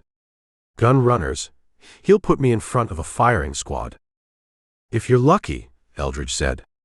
"If you're unlucky, he'll give you to the settlers you sold out." He hauled Crumb to his feet. He shoved him toward the door. "Move." They walked out onto the porch. The night air was cool, a relief after the stifling heat of the office. Professor Bell was waiting by the wagon. He saw Crumb. He tipped his hat. "Evening, Agent," Bell said. "Lovely night for a court-martial." "We're going to the commandant's quarters," Eldridge told Bell. "Follow us in the wagon. Bring the rifle. The Henry." The evidence, Bell said. With pleasure. Eldridge marched Crum across the parade ground. The gravel crunched loudly under their feet. A few soldiers stopped to watch, the drifter pushing the Indian agent, the widow trailing behind with her notebook. It was a parade of the guilty and the accusers. They reached the colonel's quarters. A sentry stepped forward, barring the way with a bayonet. "Halt," the sentry said. "Get the colonel," Eldridge said. "Tell him I found his missing inventory. The colonel is asleep." "Wake him up," Jenny said. She stepped into the light. She looked radiant, furious, and undeniable. "Tell him the widow Jackson has a story he needs to hear. And tell him to bring his handcuffs." The sentry looked at Crum. He saw the fear in the agent's eyes. He saw the soot on his face. "Wait here," the sentry said. He banged on the door. Eldridge held Crum by the arm. He could feel the man trembling. "It's over, Percival," Eldridge said softly. "The curtain is coming down." Crum looked at him. He looked at the stars. "I just wanted to be important," Crum whispered. "I just wanted to matter." "You matter now," Eldridge said. "You're the reason a dozen people are dead. That's a legacy." The door opened. Colonel Mackenzie stood there, wrapped in a robe, looking like a thunderstorm about to break. "What is the meaning of this?" Mackenzie roared. Eldridge shoved Crum forward. The agent stumbled, falling to his knees at the colonel's feet. "Ask him," Eldridge said. "Ask him about the Henrys. And ask him about the ambush." Jenny stepped up beside Eldridge. She opened her notebook. "And Colonel," she said, "I suggest you let me take notes. This is going to be front-page news." Chapter 17. Colonel Mackenzie didn't look like a man who enjoyed surprises in his pajamas. He stood in the center of his parlor, cinching the belt of his robe, looking at the weeping Indian agent on his rug and the mud-caked drifter standing by his door. "Gun running," Mackenzie said. His voice was gravel, low and dangerous. "That is a heavy word, Mr. Sample." "The Henry is heavier," Eldridge Sample said. "It's outside in the wagon, along with 2 dead road agents who tried to stop the delivery." Mackenzie looked at Percival Crum. Crum was on his knees, his evening suit ruined, his hands clasping and unclasping in a rhythm of pure terror. "Is it true, Percival?" Mackenzie asked. I was trying to maintain stability," Crum blubbered. "The budget, the tribes were restless. I thought if I gave them hunting rifles." "You gave them repeaters," Mackenzie said. "To hunt my soldiers." The colonel walked to his desk. He picked up a cigar box, opened it, looked at the contents, and closed it again without taking one. He was thinking, calculating. Jenny Jackson stepped forward. She had her pencil poised over her notebook. "Colonel," she said, her voice ringing with stage-perfect indignation, "the public has a right to know. The major, he gave his life fighting these savages. To think that his own government was arming them." Mackenzie turned on her. The look in his eyes stopped her mid-sentence. It wasn't the look of a fan. It was the look of a commander, assessing a threat to his perimeter. "The public," Mackenzie said, "doesn't need to know anything until I tell them." He looked at Eldridge. "You brought this to me," Mackenzie said. "That was the right thing to do. Now, I'll take it from here." "You'll take the rifle?" Eldridge asked. "I'll take the rifle. I'll take the prisoner. And I'll take that notebook." Jenny pulled the book against her chest. "This is my property. My notes." "It's evidence in a military investigation," Mackenzie said. "Hand it over, Mrs. Jackson." "No," she said. Mackenzie didn't raise his voice. He looked at the sentry, standing in the open doorway. "Corporal," Mackenzie said. Confiscate the lady's book. And secure the weapon in the wagon. The corporal stepped in. He looked apologetic, but he reached for the notebook. Eldridge stepped between them.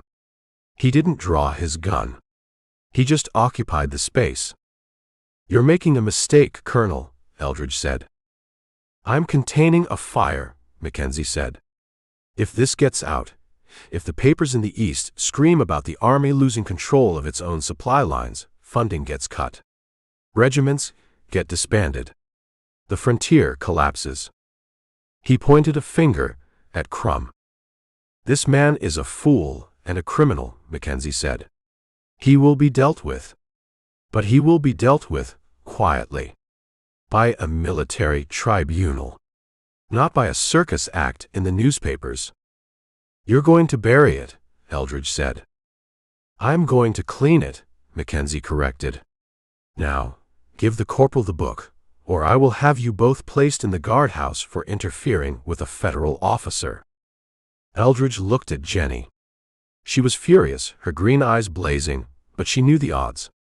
They were in the middle of a fort, surrounded by 200 soldiers. Give it to him, Eldridge said. But the story. The story isn't in the book, Eldridge said. It's in the room. She hesitated. Then she slammed the notebook into the corporal's chest. Take it, she snapped. I have a memory. You can't confiscate that.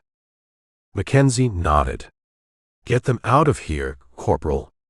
Escort them to the gate. They are to leave the post immediately. And Crum? Eldridge asked.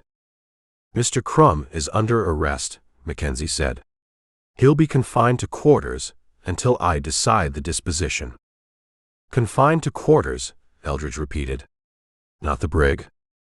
He's a civilian appointee. I extend him the courtesy of his rank. Crum looked up. He looked relieved. Thank you, Colonel. Thank you. I can explain everything. I have ledgers. Shut up, Percival, Mackenzie said. The corporal gestured with his bayonet. Let's go, sir. Ma'am. Eldridge turned. He walked out. Jenny followed, her heels clicking angrily on the floorboards. They walked back to the wagon. Professor Bell was waiting, holding the Henry rifle.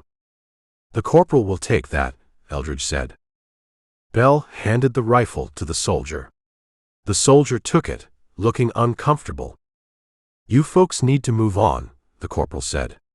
Colonel's orders. Eldridge climbed onto the wagon seat. He helped Jenny up.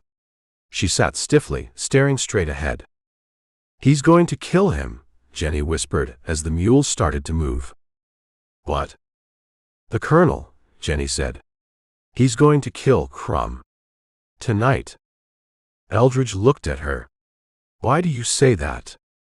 Because I know how to edit a story, she said. If Crum talks at a tribunal, the colonel looks incompetent. If Crum commits suicide in his quarters out of shame, the colonel looks like a stern disciplinarian who cleaned house. Eldridge snapped the reins. The wagon rolled toward the gate. You're learning, Eldridge said. It's a better ending, she said bitterly. For him. Not for us. We lose the villain. We lose the proof. They passed through the gate. The heavy timber doors began to close behind them. Eldridge pulled the wagon up, just as they hit the downgrade to the flat. Professor, Eldridge said. Take the reins. Sir. Drive the wagons to the hotel. Park them in the alley. Wait for me. Where are you going? Bell asked, taking the lines. Eldridge jumped down. He adjusted his coat. I'm going back, Eldridge said. The sentries won't let you in, Jenny said. You're banned. The front door is banned, Eldridge said. Forts have walls. Walls have shadows. Why? She asked. Why go back? You got your money.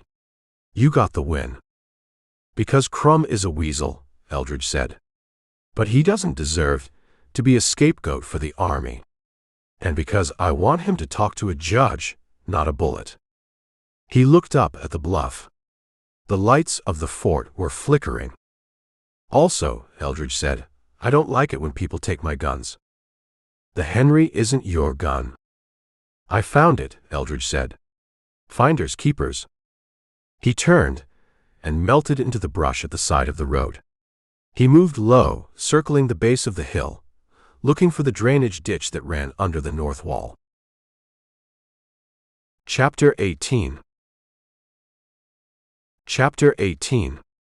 The drainage ditch smelled of dead water and the kind of mud that never really dries. It ran under the north wall of Fort Griffin, a narrow throat choked with weeds and discarded tin cans that rattled against Eldridge Sample's boots if he wasn't careful. He was careful.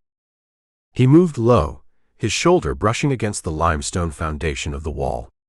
The darkness here was absolute, cut only by the occasional sweep of a sentry's lantern on the parapet 20 feet above. "Rats and soldiers," Eldridge whispered. "They both leave the same trash." He found the grate. It was iron, rusted into the frame. He tested it. It held. He didn't force it. The screech of metal would bring the guard. He reached into his pocket and pulled out the flask of oil he carried for the Springfield. He dripped it onto the hinges. He waited. He listened to the boots pacing overhead. Crunch. Crunch. Turn. When the sentry walked away, Eldridge pulled. The grate groaned, a low, complaining sound, but it swung inward. He slid through. He was inside the perimeter. The parade ground was a flat expanse of gray gravel in the moonlight. The barracks were dark. The only lights burned in the administration building and the small frame house where Percival Crum was sweating out his confinement. Eldridge moved behind the stables. The horses smelled him, the mud, the sweat, the old blood on his coat, and shifted in their stalls, but they didn't whinny. They were cavalry mounts. They were used to men creeping around in the dark. He reached the back of Crum's quarters. A sentry was posted at the front door, leaning on his rifle, smoking a cigarette. He looked bored. He wasn't expecting trouble from the inside, and he certainly wasn't expecting a dead man to come back for a chat. Eldridge checked the back window. It was latched. He used his knife. He slid the blade between the sash and the sill, working the latch. It popped. He pushed the window up. It stuck, then slid with a wooden shriek. The sentry out front coughed. He stepped off the porch, crunching gravel. Eldridge froze. He waited. The sentry spat, scraped his boot, and went back to his post.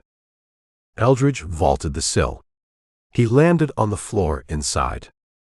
The room was dark, but a sliver of light came from under the bedroom door. Eldridge moved toward it. He drew the Colt. He opened the door. Percival Crum was sitting on the edge of his bed. He wasn't packing. He wasn't sleeping. He was sitting with a bottle of brandy in one hand and a revolver in the other. He was staring at the gun like it was a puzzle he couldn't solve. He looked up when the door opened. He swung the revolver toward Eldridge. "Don't," Eldridge said. Crum lowered the gun. His hand was shaking so bad, the barrel tapped against his knee. "You?" Crum whispered. I thought you were the colonel." "The colonel sends his regards," Eldridge said. "But he didn't send a retrieval team." "I did." "Retrieval?" Crum laughed. It was a wet, hysterical sound. "I'm under arrest. Confined." "You're in a waiting room, Percival. Waiting for the accident." Eldridge walked over. He took the revolver from Crum's hand. He uncocked it and stuck it in his belt. "What accident?" Crum asked. "The one where you get despondent over your crimes," Eldridge said.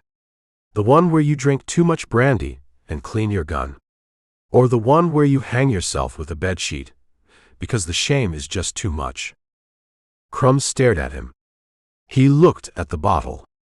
Mackenzie wouldn't. He's a soldier. A man of honor.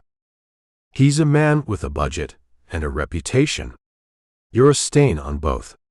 Stains get scrubbed. Eldridge grabbed a carpet bag from the corner. He threw it on the bed. Pack, Eldridge said. I can't leave. The guard. The guard is smoking. We're going out the window. Where?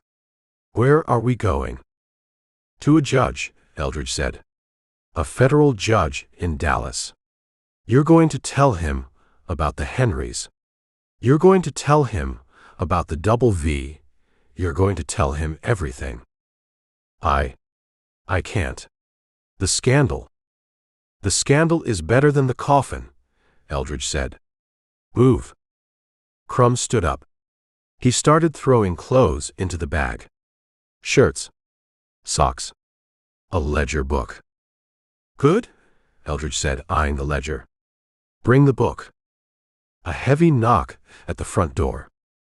Boom. Boom. Boom. Crumb jumped. He dropped a sock. Mr. Crumb? A voice from outside. It wasn't the sentry. It was the colonel's adjutant. A lieutenant with a sharp voice. Open up. Colonel's orders. Crumb looked at Eldridge. His eyes were wide, white saucers of panic. They're here, Crumb whispered. Open the door, Mr. Crumb, the lieutenant called. Or we will force it. Eldridge grabbed Crumb's arm. Window, Eldridge hissed. I can't fit. You'll fit or you'll die. Eldridge shoved him toward the bedroom window. He threw the bag out first. The front door crashed open. Secure the room, the lieutenant shouted. Boots hammered on the floorboards. Eldridge boosted Crumb. The fat man scrambled, wheezing, getting his belly over the sill. He tumbled out into the dirt. Eldridge followed. He went through the window just as the bedroom door kicked in. He's running, a soldier yelled. Out the back. A shot rang out. The bullet punched through the wall above the window, showering Eldridge with splinters. Eldridge hit the ground. He grabbed Crumb by the collar. Run, Eldridge said. My bag. Forget the bag. Move. They ran. They sprinted across the dark yard behind the quarters, heading for the stables. Guard, the lieutenant roared from the window. Prisoner escape. Fire at will. The sentry at the front ran around the corner. He saw the shapes running. He raised his rifle. Eldridge spun. He fired the Colt. He didn't aim to kill. He aimed at the water barrel next to the sentry. Bang! The barrel burst. Water sprayed the guard. He flinched, his shot going wild into the night sky. Keep going. Eldridge pushed Crumb. They reached the drainage ditch. In, Eldridge said. It's mud. It's cover. Eldridge kicked the grate open. He'd left it loose. He shoved Crumb into the hole. The agent splashed into the muck, sputtering. Eldridge slid in after him. He pulled the grate shut. Above them, boots pounded on the earth. Lights swept the ground. Where did they go? Toward the stables. Check the horses. Eldridge held Crumb against the wall of the ditch. He clamped a hand over the man's mouth. Quiet, Eldridge whispered. Or I leave you here for them.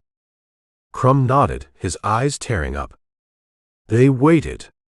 The soldiers ran past, heading for the river. Eldridge waited another minute.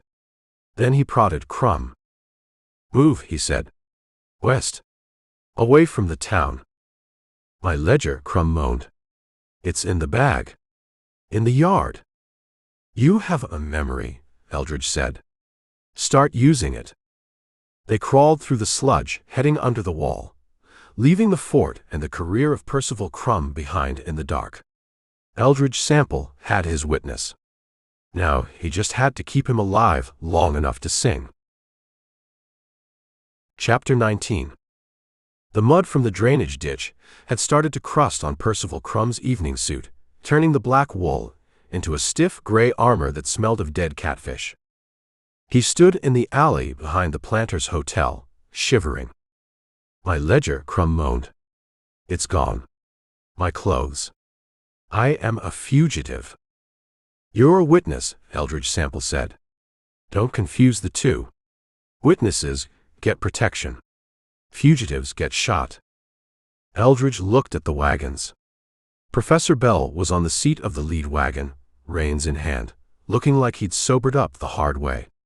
Jenny Jackson sat beside him, wrapped in a shawl, her notebook on her lap. Little Pearl was with the mules of the second wagon, soothing them. "You got him," Jenny said. She looked at Crumb. "He looks diminished." "He's been through the ringer," Eldridge said. "Literally." He shoved Crumb toward the back of the lead wagon. "Get in," Eldridge said. "In there? With the costumes?" "It's soft," Eldridge said. "And it's bulletproof. Mostly." Crumb climbed in, grunting as he hauled his bulk over the tailgate. He curled up next to a trunk marked the Major's effects. Eldridge turned to Bell. "The Rogos," Eldridge said. "They're waiting." "The gentlemen from the alley?" Bell asked. "The ones with the bad teeth?" "The ones Crumb paid to kill us. They're on the road west. Probably at the dry wash crossing, about 3 miles out. It's the best choke point." "So we go east?" Bell suggested. "No," Eldridge said. "We go west. We finish it." He walked to the bay horse. The animal was tied to the wheel, rested and ready. "Pearl," Eldridge said. "You ride the bay. Stay back. 50 yards behind the second wagon. If you hear shooting, don't come running. Just hold the horse." "I can shoot," Pearl said. "I know you can. But tonight, I need you to be the reserve." Pearl nodded. She took the reins. She swung into the saddle with a grace that belonged on a ranch, not a circus wagon. Eldridge looked at the lead wagon. "Move the trunk," Eldridge told Bell. "Make a hole." Again. Bell sighed. "We are becoming creatures of habit, Mr. Sample. Habits keep you alive." Eldridge climbed into the back of the wagon. He sat next to Crumb. The agent smelled of fear and swamp water. "You stay down," Eldridge told him. "If you stick your head out, the Rogos will blow it off. They aren't looking for a refund." They work for me," Crumb whispered. "They work for money," Eldridge said. "And right now, you're a liability." He pulled the canvas flap down, leaving it loose at the bottom. He settled himself between a crate of fake rifles and the barrel of water. He checked the Springfield. He checked the Colt. "Drive," Eldridge said to the front seat. "HYA." Bell snapped the reins. The wagons lurched.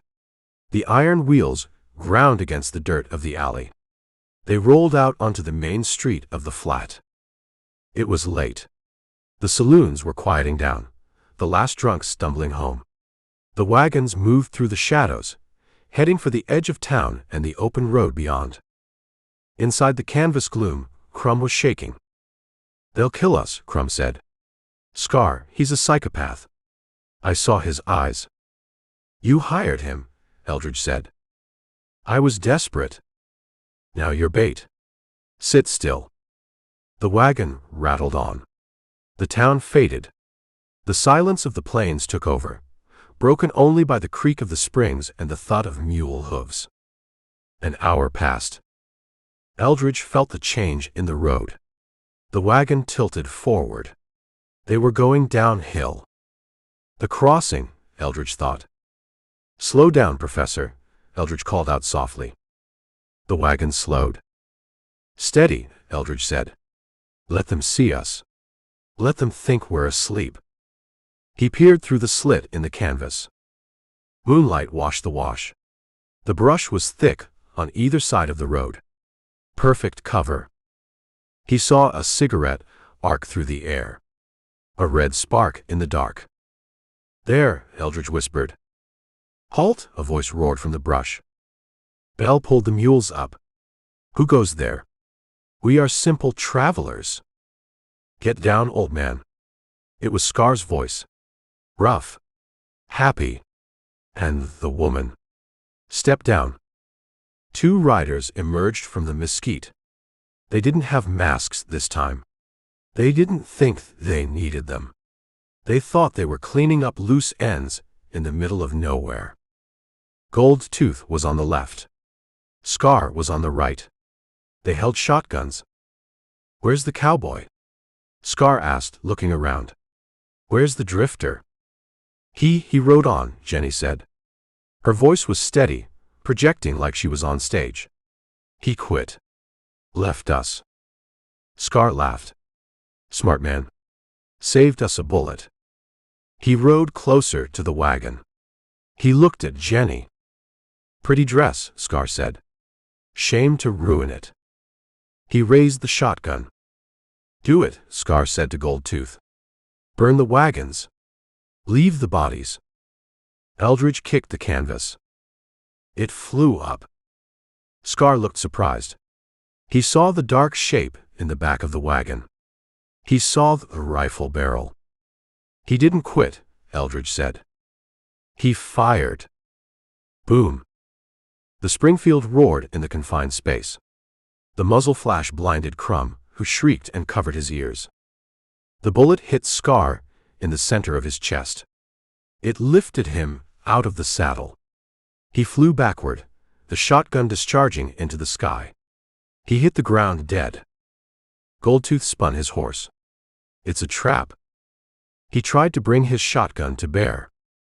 Eldridge worked the lever. Clack, clack. He didn't aim for the man. He aimed for the horse. He fired. The horse dropped. Goldtooth went down with it, his leg pinned under the animal. He screamed. Eldridge jumped down from the wagon. He landed in the road, the Colt in his hand. He walked toward Goldtooth.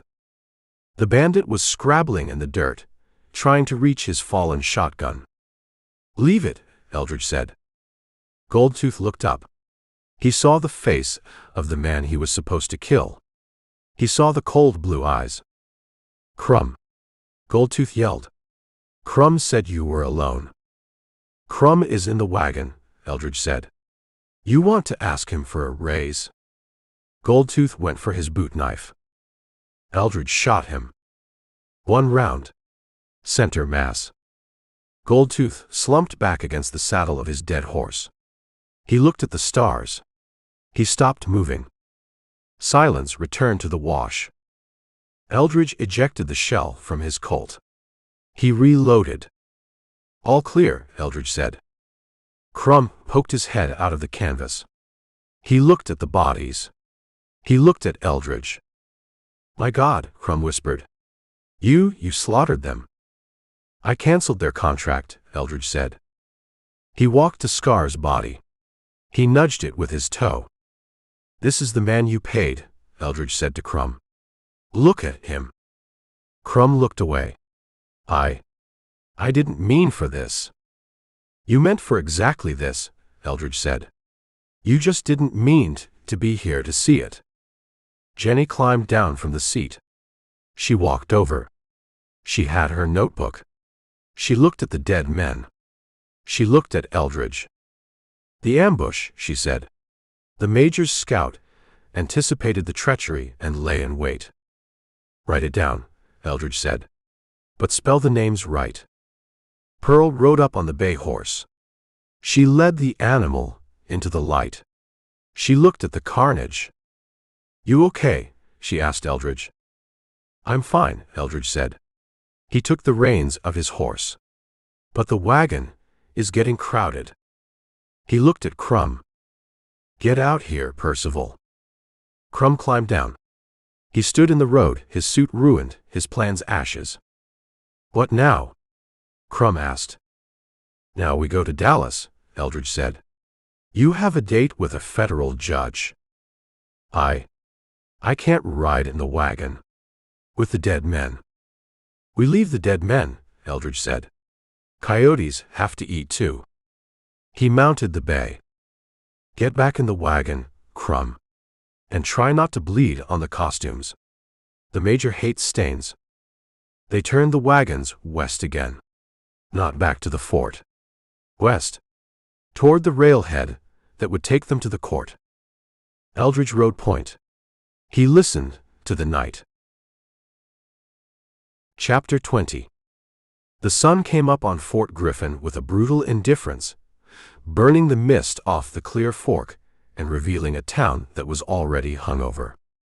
Eldridge Sample rode the bay horse down the main street of the flat. He rode easy, the reins loose in his hand. Behind him, the two brightly painted wagons rolled with a final, weary rattle. They didn't stop at the hotel. They kept going, past the saloons, past the hide yards, heading for the bridge and the road west. Professor Bell was driving the lead wagon. He looked sober, which was a new look for him, but he wore it well. Pearl was on the seat next to him, her shotgun across her lap. Jenny Jackson sat in the back of the wagon, under the canvas shade. She was writing. She looked up as Eldridge pulled alongside. The ending, she said. It needs a final line. It needs a period, Eldridge said. He reached into his pocket. He pulled out the canvas sack of gold coins, the pay he had earned twice over. $50. I'm done, Eldridge said. You're leaving? The contract was to protect the wagon, Eldridge said. The wagon is safe. The villain is in custody. The story is told. Not yet, she said. She held up the notebook. The Dallas Morning News. They bought the exclusive. Widow of Hero uncovers conspiracy. It runs Sunday. Good for you. I mentioned you, she said. The loyal scout, steadfast in the face of treachery. Don't make me sound too noble, Eldridge said. It ruins my credit rating. She smiled. It was a genuine smile this time, touched with a little sadness. What about Crumb? She asked. Crumb is singing, Eldridge said. He's singing to a federal judge in Dallas right now. He'll get 10 years. Maybe 20. And the colonel. Mackenzie gets a medal for cleaning up his own mess. That's how the army works. Eldridge looked at the road ahead. It stretched out into the nothingness of the plains, dusty and free. Where will you go? Jenny asked. West, Eldridge said. New Mexico. Maybe Arizona. Somewhere where the stories aren't written down yet. You could stay, she said. The show, it's going to be big. We could use a man like you. I'm not an actor, Jenny.